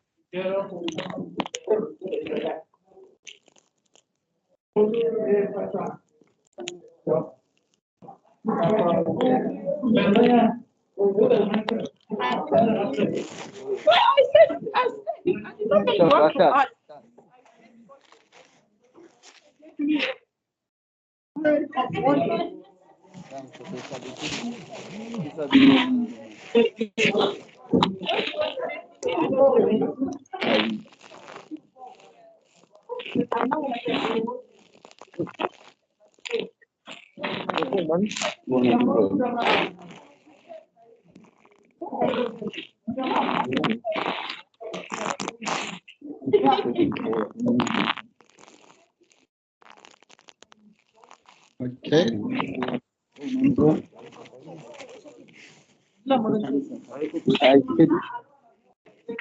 I will proceed while somebody is maybe trying to reach out to, I think it's Atamelang, who's there to mute their mic, please. My apologies to everyone else. But what we're saying with design-led thinking is that where you now identify problems and co-create solutions with your customers. You look at the problems and how you are able to do that. It's with companies, big companies, you see them nowadays, you have a lot of people having there are surveys that are out there. They are always being asked to provide feedback. And big companies invest a lot in terms of what they call UX, which is customer experience. So they invest a lot of money in that. It's very important. That's why they even come up with loyalty cards where they can see customer patterns. It shows you what customers prefer. There was recently a campaign by Simba looking at your chips, the Simba chips that they sell, and they put out their brands and out there, and they got their customers to say, tell us which ones do you want us to get rid of. And majority of the people who responded came out and said they want the tomato chips or the tomato flavor to be discontinued. So it shows you how the big brands use the customer experience, how they engage with the customers to identify what is it that the customers want, and then they come up with solutions based on what the customers are saying. It's the same as when you look at if you look at Netflix, for those of you who subscribe to that, they look at your patterns and they see what is it that you want to watch, and they design their offering, that what they give to you as a specific customer based on that. So it's important to, when we come up with solutions, yes, we can have high level and generic solutions that we have, but the best way, go in with a blank page and study, use the process that we've looked at to study your customers, to assess the market and understand what is it, identify the problems, and then come up with the solutions with them. If you can get direct feedback, or use surveys, if not surveys, or many other ways of trying to get information. So that's then the questions that you ask yourself there is, what problems do you solve for your customers? In other words, so are you, like we're looking at that example of a park where people are working through the park instead of going through the paved area. So what problems do you solve for your customers? So to be able to do that, you have to understand who buys the product and what drives the purchase. So we've already spoken about segmentation. If you know who buys your product, who needs your product, and what makes them buy, what will make that person say, yes, this is what I will buy. So that becomes the basis of your next move. Since we are talking about growing your practice and getting sales up to where you think they should be in this economy. So design-led thinking is very important in that regard.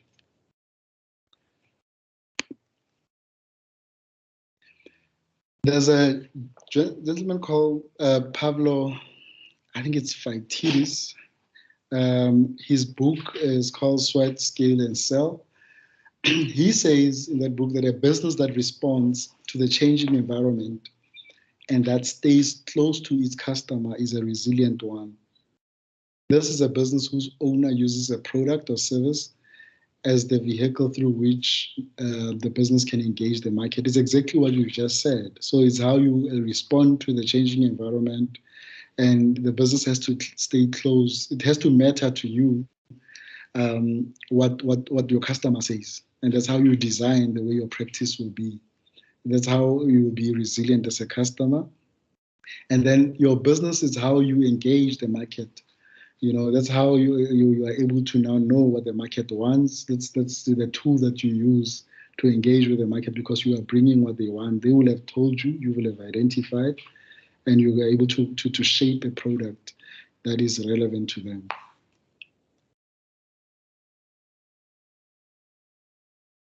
And then what we also, as part of, I think, value creation, it's how do we generate business or repeat business through improved customer experience. So if you do a survey, I just wonder, and I hope one day somebody will do a survey to the public and ask the public to tell us as lawyers, to say, what has been your experience with making use of lawyers or in procuring legal services? Has this been a good experience? What type of experience have you had with making use of lawyers? Personally, me being a lawyer, it's been a very tumultuous relationship most of the time, be it when you are using a correspondent or where in your personal capacity. It's difficult to get hold of lawyers. Sometimes you are told of a solution before your problem is even had. It's just those kind of things. So most of the time, then it becomes you use one person and then you don't come back to them again. So how you cannot grow your business if you're not able to generate repeat business. Meaning, if a customer comes to you, they have to be so satisfied, they have to have such a good experience that they will come back again. They'll tell other people about you.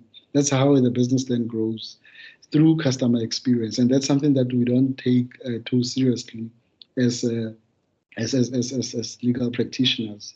They say it's easy to get clients, but it's difficult to maintain the client base, because if people come into you and then just that's it after, and because you are getting a lot of clients, it doesn't matter. So it should matter to you when a person comes through your doors or somebody calls you and you've provided a service to them. I usually want to go back to them and ask, did that work for you? The solution that we provide, how did that work? And get feedback. You can create short surveys, get feedback as to how can we improve. How did that work? I mean, the Law Society itself is doing it with this webinar, where you are being provided with assessments or evaluation forms to say, look, how did we fare and how can we improve? So use that in your own business as well. So let's look at that. When you look at, I quote a lot of this Alon Ray's books, because I mean, he's one of the gurus in business incubation or business development. If you look at, he says, do not obsess about your product, obsessed about the problem it should be solving. Build intimate knowledge about every nuance on how, why, when your client experiences a problem, and only then on how your product can solve these problems. A subtle but important nuance to approach. Basically, what I'm getting from that is, or how I interpret that, is that, know what your client's problems are, and when do they experience those problems and how do they experience those problems. Then you are able to know how your product or service can solve these problems. So how do you do that? We've already spoken about classifying customers into groups, that segmentation part, and you'll see I'm going to contradict myself a little bit when I speak about segmentation. But you are able to now classify your customers into groups. You are able to define the issues or problems that you're going to solve for each of them. You are able to design your sale interaction to create a particular experience for the customer. Sale interaction means how the process of you selling to them, how do you make it a good experience? If I may give you an example, sometimes if you buy an expensive vehicle from one of these brands, be it BMW or whatever, because even now you know with the legislation that there's what is called a cooling off period and all those things. After you've bought, most of these brands, they call their clients, because they know there's something in consumer behavior that is called where clients change their mind, the after sales experience. So they're always calling you after sales to see, are you happy with it, to make sure that you don't change your mind, because maybe what if you say, look, I don't want this anymore, and then somebody loses on the sale, loses out as far as the sale is concerned. So you have to, your sale interaction with your customers, most of the time, besides the commercial issues, most of the time people come to lawyers when they are desperate and when they have serious problems that need to be solved. So how do you interact with them to sell this product to them? Availability, accessibility, professionalism, the experience that clients have when they leave your practice. And that, if they have that, that's what they will be saying, that you've just got a free billboard, where they'll be your billboard when they go and meet with other clients. They'll refer more people to you. And then the next one is the engagement. The engagement, like I said, must resonate with the psychology of the specific customer. So you need to know that customer. You need to understand who you are selling to and understand their psyche. What is the psyche behind this customer? What do they prefer? How do they like things to be presented? Depending, is it this sector that you are working with? Is it maybe people in IT? Is it people in this area? How do they like things to be done? How do they prefer things to be done?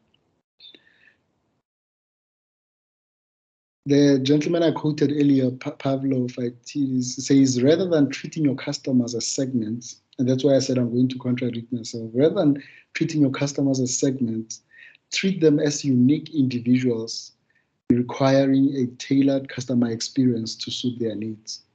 Rather than treating your customers as segments, treat them as unique individuals requiring tailored customer experience to suit their needs. So what this means is, look, we know we've done our segmentations, but we need to move beyond that.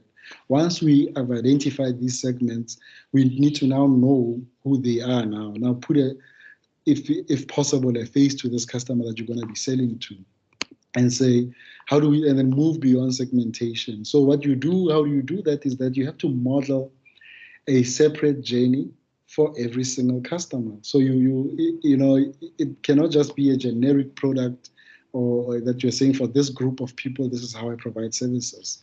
So you have to understand, have a journey for this. And how do you find that out? It's by speaking to the specific customer that you are speaking to. And once you've spoken to a couple of them, you are able to design something like that. And you are able to even adjust it as certain customers come. You are flexible enough to adjust it and to adapt, knowing what is out there, how customers prefer to be treated.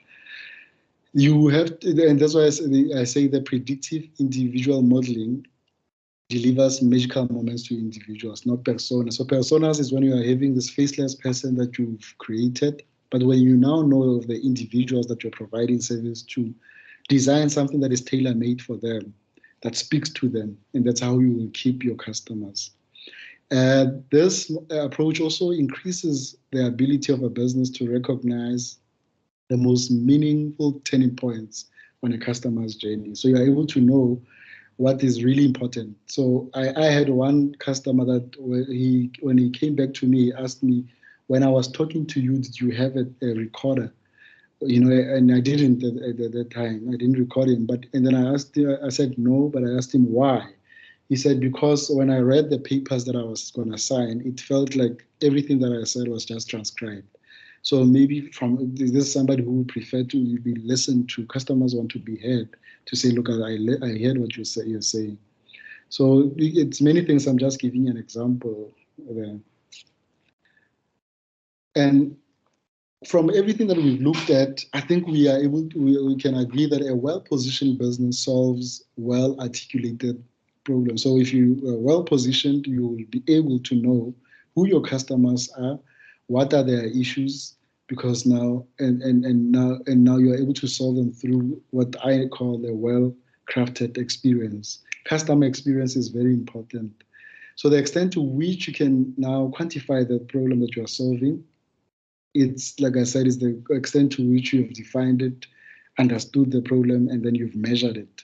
So that's how customer experience helps as far as growing our practice is concerned. So we're doing well in terms of time. We were scheduled from 10 to 1.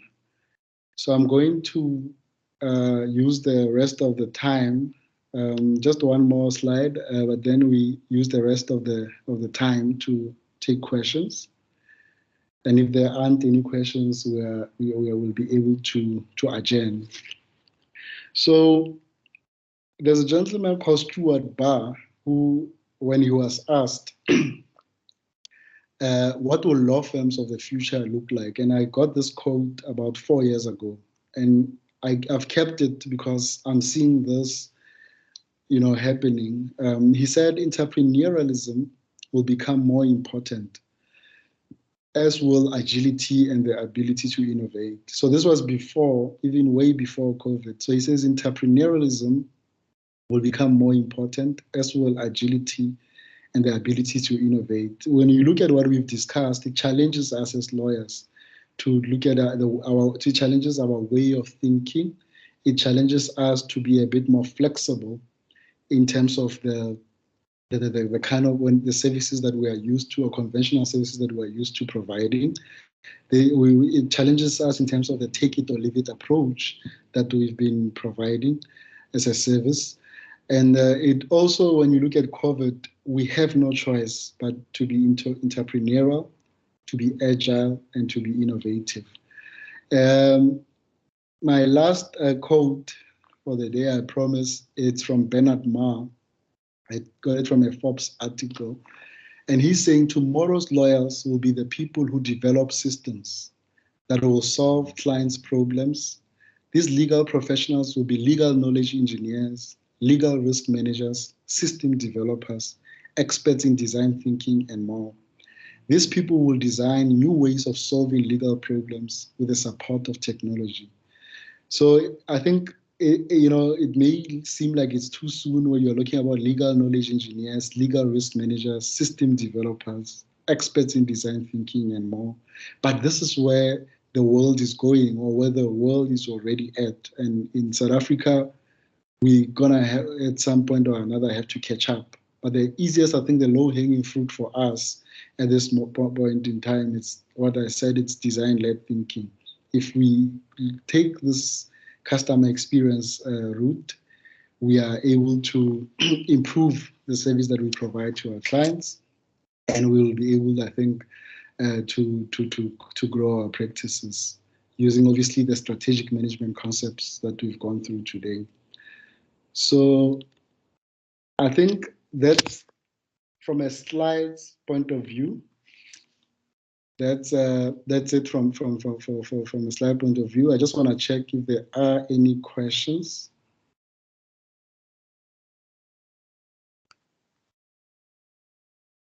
If there are any questions,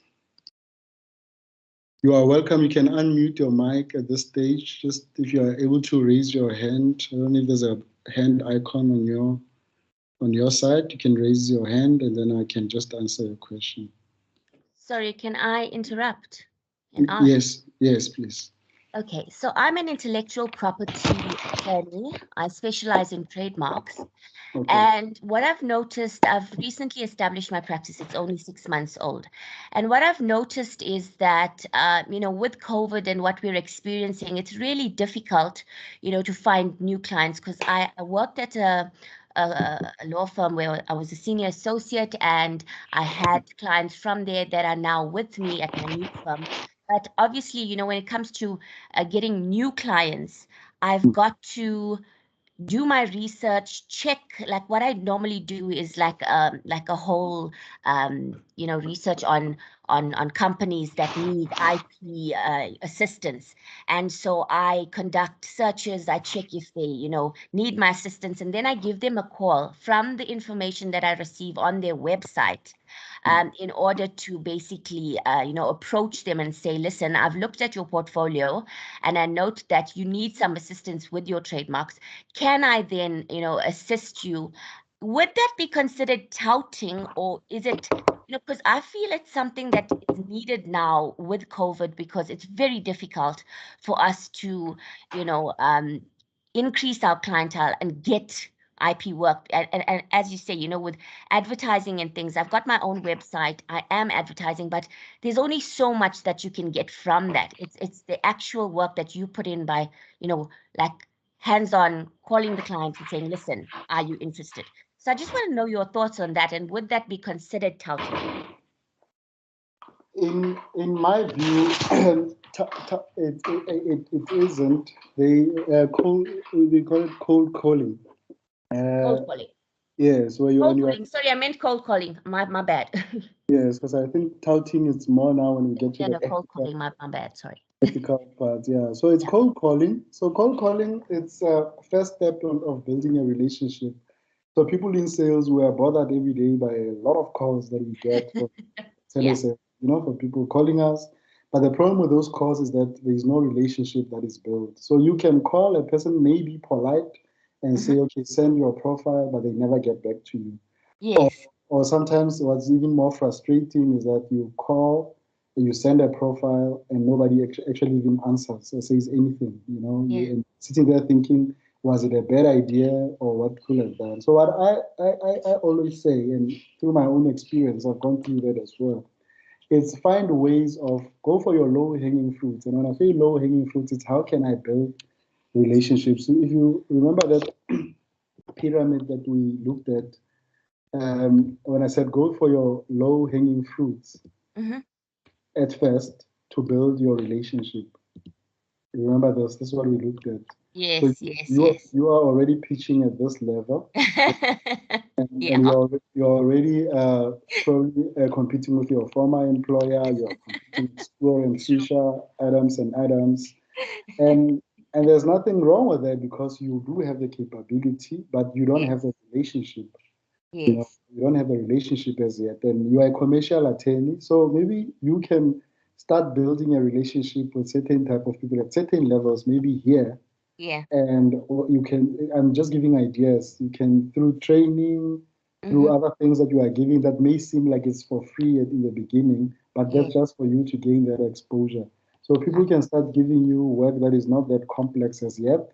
Yes. And then later on, once now it's about the relationship. So if you've cold called and you've got somebody who said, send me your profile or whatever, focus on that person in terms of building the relationship. Don't cash in as yet. Build that relationship. Yes. That First. small work. Get, people in house always want some training, those kind of things where they're Yeah. not going to be charged. And once they start saying, I'm going with this person, their head is on the block. So there Mm. has to be a causa, there has to be a basis, there has to be a relationship between you and them for them to do that. And that's something to motivate them. You've actually given me a great idea because I think maybe just like an initial presentation, just to inform them what I do and what IP is about would be a great stepping stone, because once they look at that presentation and they're informed, then they can make that decision. No, that's excellent. Thank you for that. 100%, it's a pleasure. Is there anyone else who's got a question? Hello, how are you? I'm good, and yourself? Very good. Thank you for the awesome presentation. Thank you, you're welcome. Yes, my name is Brian Dube, and I happen to be a patent attorney. Okay. And what I'd like to know today is, I know there's a little bit of a nuance between, marketing, aggressive marketing, and touting. But for me, it escapes me, to be honest. I really thought that at some point, there's this advert. I have to mention the name because it's on TV, so it's public. DiBroglio. They come out and they really go all out in an advert on TV. I don't know whether they're still doing it now, but I know that in the maybe a couple of years ago, when I was very active in front of the screen, I used to see them. What is that? Is that just being clever and using technology and using the resources as they're in front of us like a billboard? Yeah, so when you look at where the rules relating to touting came from, before attorneys were not even allowed, you could only just put, I don't know what that used to, that tablet kind of thing with your name and qualifications. So you're not even allowed to be out there. But we are now even able to, advertise. We even have our own durables. We are able, I don't think the problem is about attorneys gaining exposure and saying, I provide these services. I think where the problem is, when you look at from an ethical point of view, it's what will bring the profession into disrepute. And I've seen other attorneys, myself as well, be it on social media or anywhere else. And I also, like you cringe when you look at the adverts where now they are promising you do this and you get this for free. Those gimmicks that people will do, those are the kind of things that will get you into trouble later on as an attorney, because the same client will be the one that is saying, I didn't get. So we can call it, if we call it advertising, I don't think ours is the same as anyone else out there who's saying, starting from 300. Sometimes you walk into a shop, you saw a big note saying shoes from 399 say. When you walk in, then you didn't see that it said starting from 390. Those kind of things. For us, that will lead to a lot of complaints with the law society. We'll get a lot of practitioners in trouble. So I will say, if you are marketing yourself, what is marketing? Marketing is not a crime. It's about letting people know that you exist. And we have many other ways. Other ways will be as an expert, especially in your specialized field.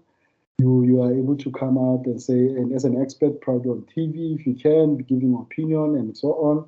Other people, it's lectures. Other people, it's articles. So we have many other ways of doing that. But there is also nothing wrong with every now and then getting some space and saying, this is the law firm that we are this law firm and we're situated in this area. So that's how I would break it down. And I think we can see that breakdown what will land you in trouble. I don't know if I've answered your question. Yes, I think I get it. And I mean, there are cases like road accident fund cases where people actually use police officers in there to refer them to clients. I suppose that will be touting as well. Exactly. A state agent, people will have an estate agent that just saying, so that's where now there are things that we know specifically will get us into trouble. But being known in a reputable manner, exposing your practice, I don't think it's necessarily frowned upon. Okay. Thank you so much. So if I've got a friend who is an engineer somewhere and works in a company and I get them to refer the company or to speak to the CEO to send some patent work, because that's what patenting is, protection of inventions, to send patents or inventions to me for protection, would I be touting? Not at all. You remember your ethics exam. I think when we wrote ethics, I know that question is always there when we're doing our admission exams. It's touting, yeah. So touting, let's say you go to an estate agent. Estate agent's customers come to the estate agent, and the estate agent is insisting that we will only use, you're going to use this particular attorney. But there is nothing wrong with saying we know of attorneys, so making it an open thing that we know of attorneys. There's attorney X and attorney Y.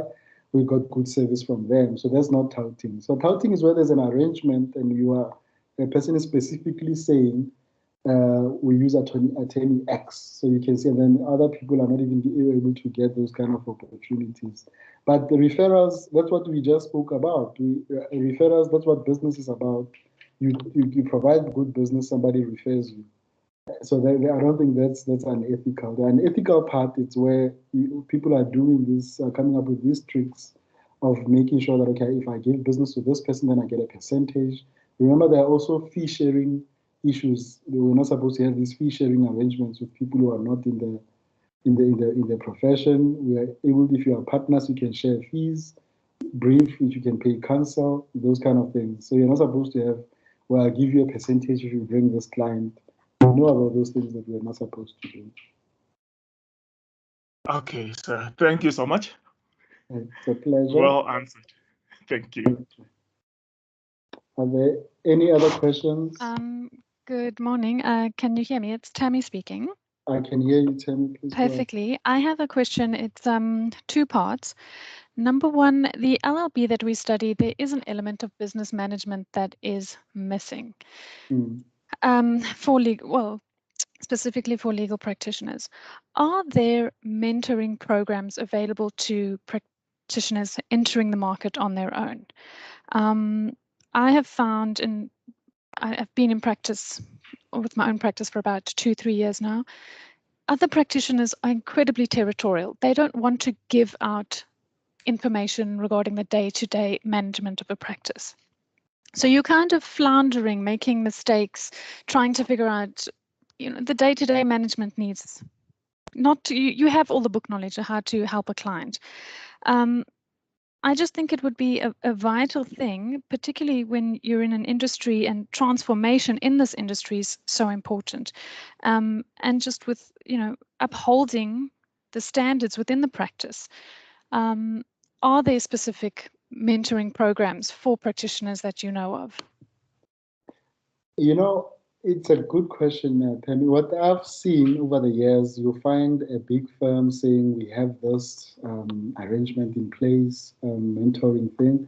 But I never see, after a while, when I try to maybe see where it ended, you don't find anything else. There isn't really any traction as far as that is concerned. And even if there is, it becomes difficult for other people to say, can I become? How do I become a part of it?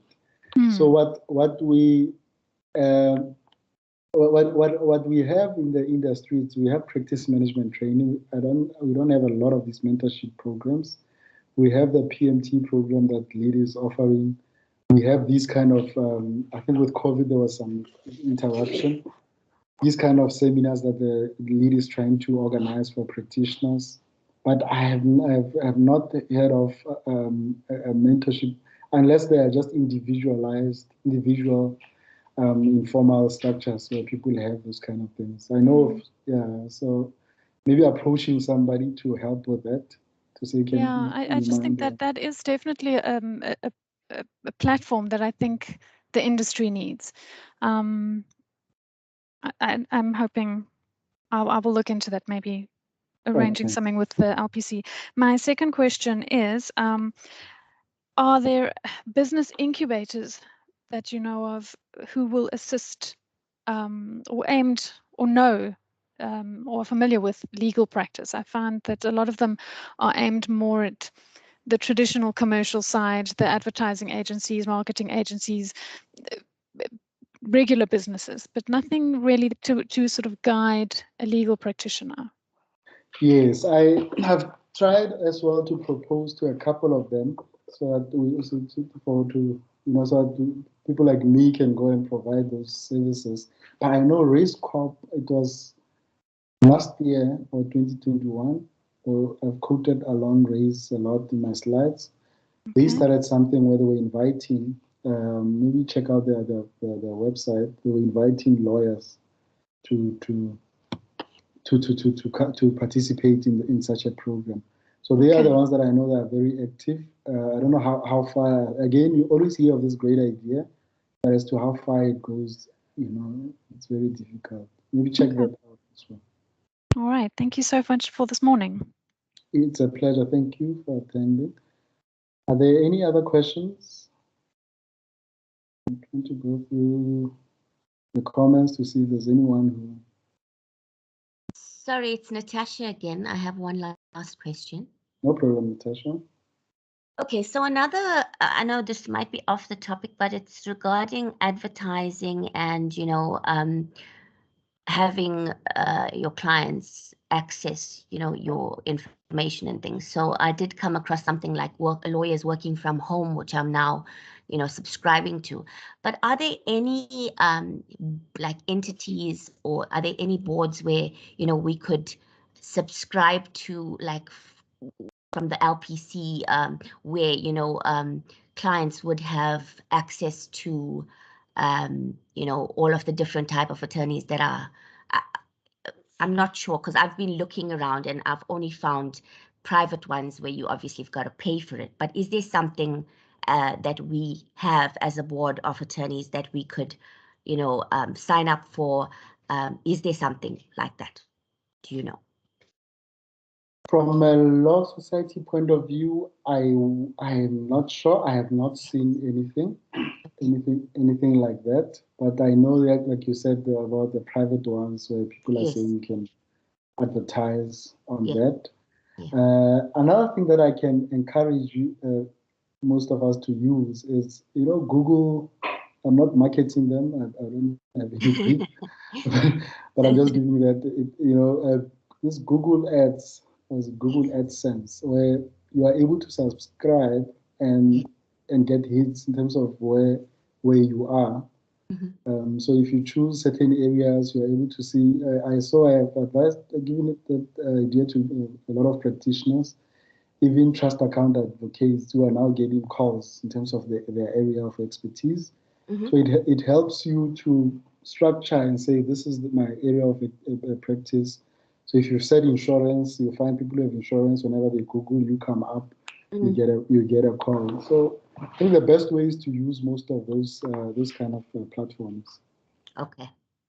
Thank you. Any other questions? While we're waiting for other questions, I see there was a question from Tsolo Fellow Mutsatebe. in the chat section where she's saying, how do you balance competitive fees versus overcharging and undercharging, considering provisions of the Rule 35 of the Legal Practice Act or something of the years. So I think the balancing competitive fees, overcharging and undercharging. If you've overcharged, you've overcharged.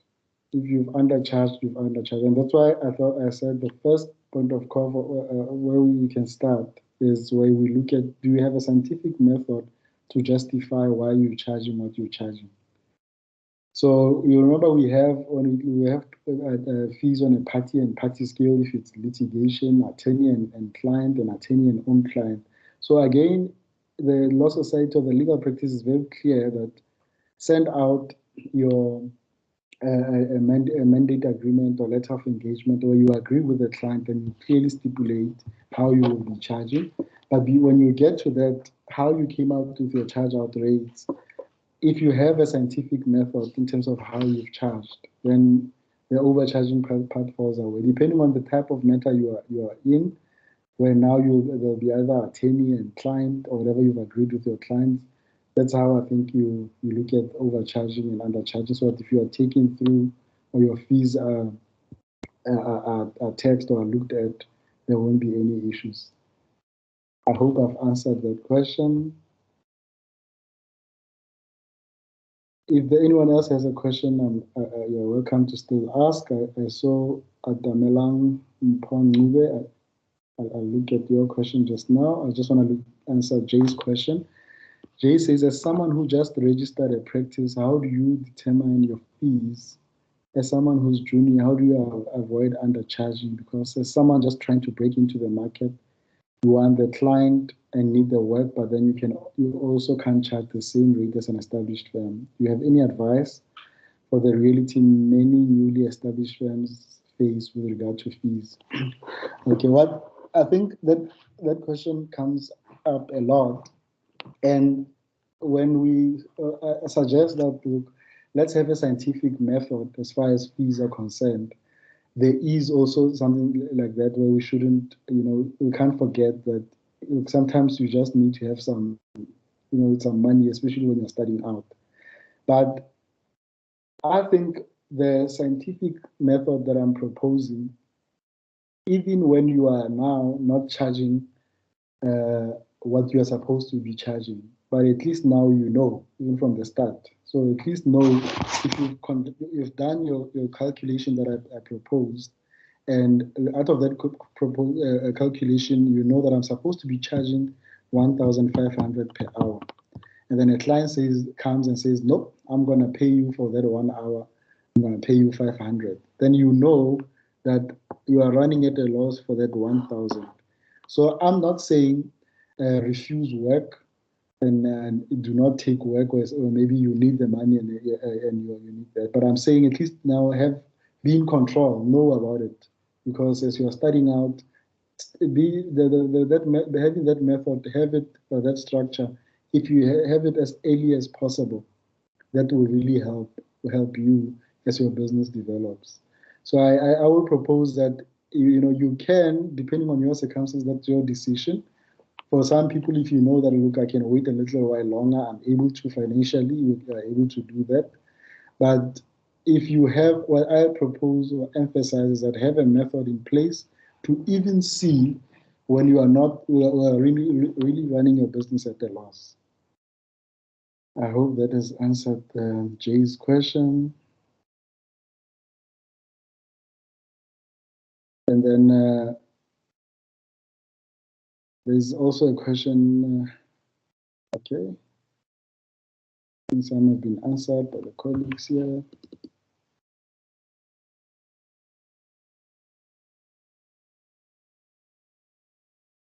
Are there any other questions? I have been informed by the team at LEAD that if there are any other questions, those can still be sent to me even after the session. So if I don't get to you, I'll be able to answer your questions even after the session. I think that was the arrangement. Sorry, sir. Can I just ask a question? Could you just repeat the name of the firm or the website that you mentioned regarding Tammy's question for the legal business incubator, please? Or the incubator, it's Raiz Corp, RAIZ-CORP.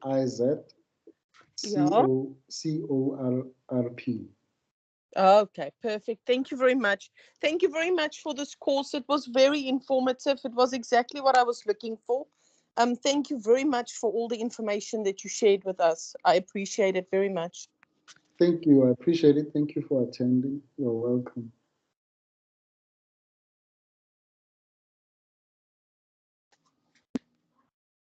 Any other questions?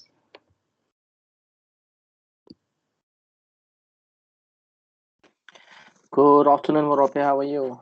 Good, and yourself? Very well, thank you.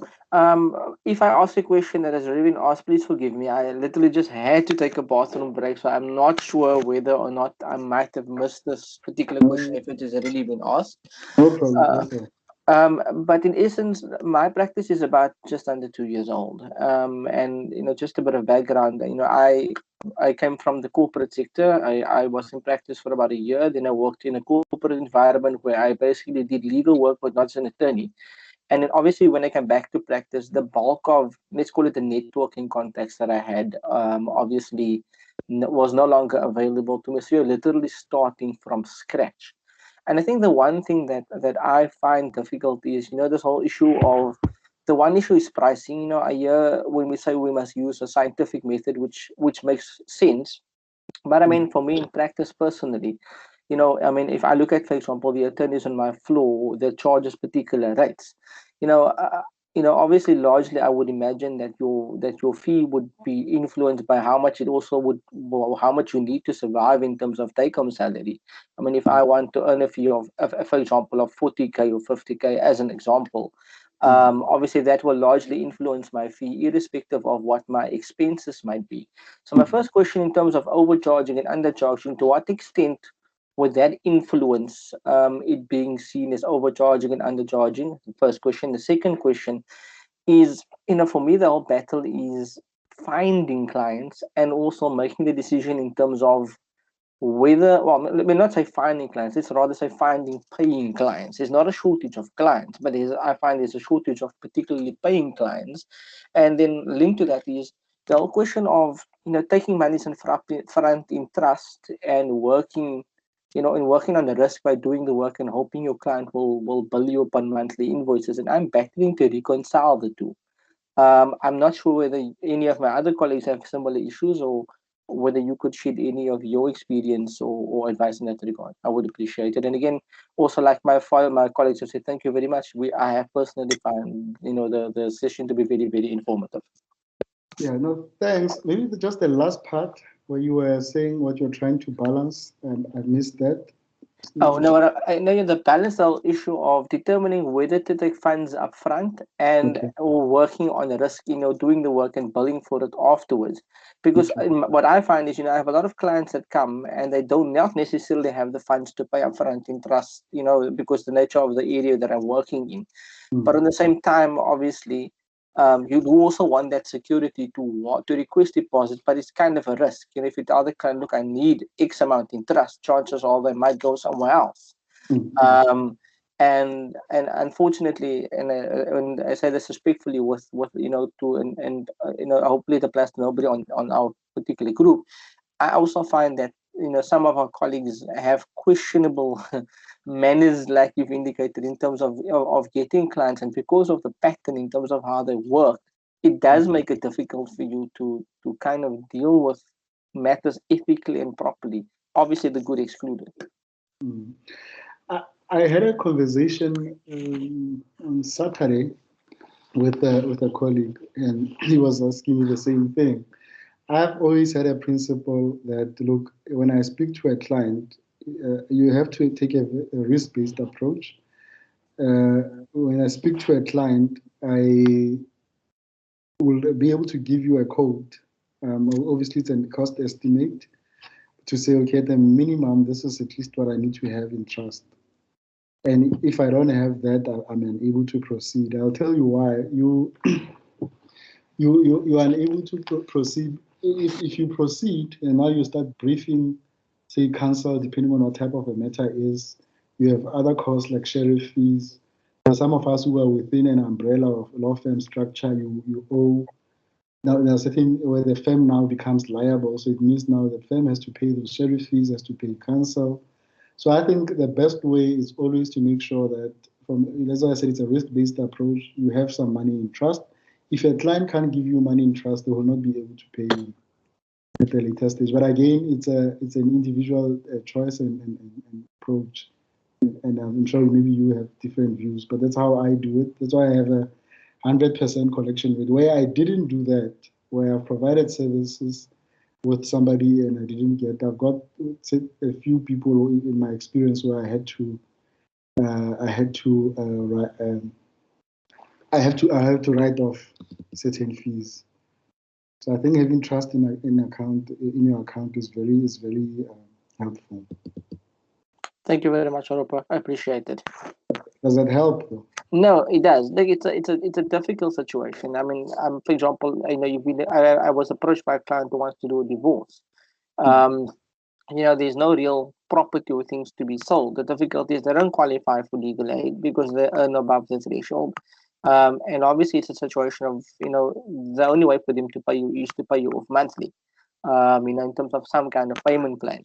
And these are the bulk of things that I would normally get. I specialize amongst other things in labor law. When I get a company, it's easy. But when I get an employee, as an example, it's a difficult thing because the person has just lost their job. And it's not easy to assess because of the fact that at the end of the day, you can't do these matters on contingency because unfortunately you don't know whether your client really has made it until you actually deal with the matter. It's not like a RAF matter where at the end of the day, there will be some kind of payment forthcoming. But I do understand it. Obviously, I'll just have to figure it out and see it through. And in particular, pertaining to my first question, and I know this is a difficult thing. I think it was Tammy that mentioned the mentoring thing. I think you've answered that part for me. But the issue of, like I said, the whole issue of getting a foot into the market is difficult. I think for me, that is the part I think that I'm struggling with. Not the issue in terms of doing the work. I mean, I'm a hard worker, but getting into a space where you find clients and paying clients, I think that's the part that I'm battling with. I agree and empathize with that. I know that I've also been through that. I don't think it's especially now in this environment, it's difficult, especially for lawyers. And these are times where we have to come up with those innovative ways of trying to get the work. And again, to what we just spoke about, I rather you have enough time to come up with those ideas than be so occupied with work where you're not going to get paid. Because that's why I find with most attorneys why calls are not answered, why there's unavailabilities, because they are so busy. You are in and out of court. But when you look at, I used to have a client years ago where I will have 30 files. I can mention them as a legal insurance company, one of them. And they will give me 30 clients, and you had to bill and you had to give reports and do all of those things. But when I looked at them, and I looked at if I get one client that I will draft probably a contract, all those 30 clients did not even, the fees did not even amount to what I charged this one client. So I made a call back then, and a lot of people at the time thought maybe, that was not clever. That, you know what, let me rather not be busy. I'm going to spend time working out. All these things that I spoke about, they sound fancy when you're looking at them on slides because, for a lawyer, you are very busy. Why would I be thinking about this customer experience things and all of that? But I promise you, once you now have the time, because you're not getting paid anyway when you're working on those other matters that are keeping you so busy, you are able to come up with innovative ideas of how to, approach these businesses, of when you go to them, to come up with, to identify gaps and so on. So that will be my approach. Yeah, thank you very much. I do appreciate it, and I do find your answer helpful. Thank you very much again, sir. Thank you. Anyone else?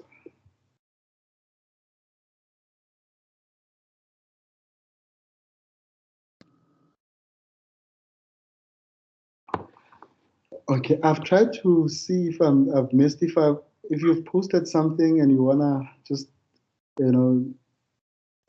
ask your question, please, you're welcome to do so, because I'm trying to look at the questions that were asked. And I'm not finding a lot of them. Okay.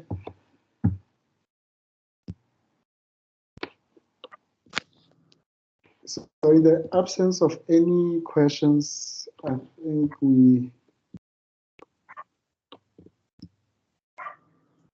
think we can close or adjourn at this point.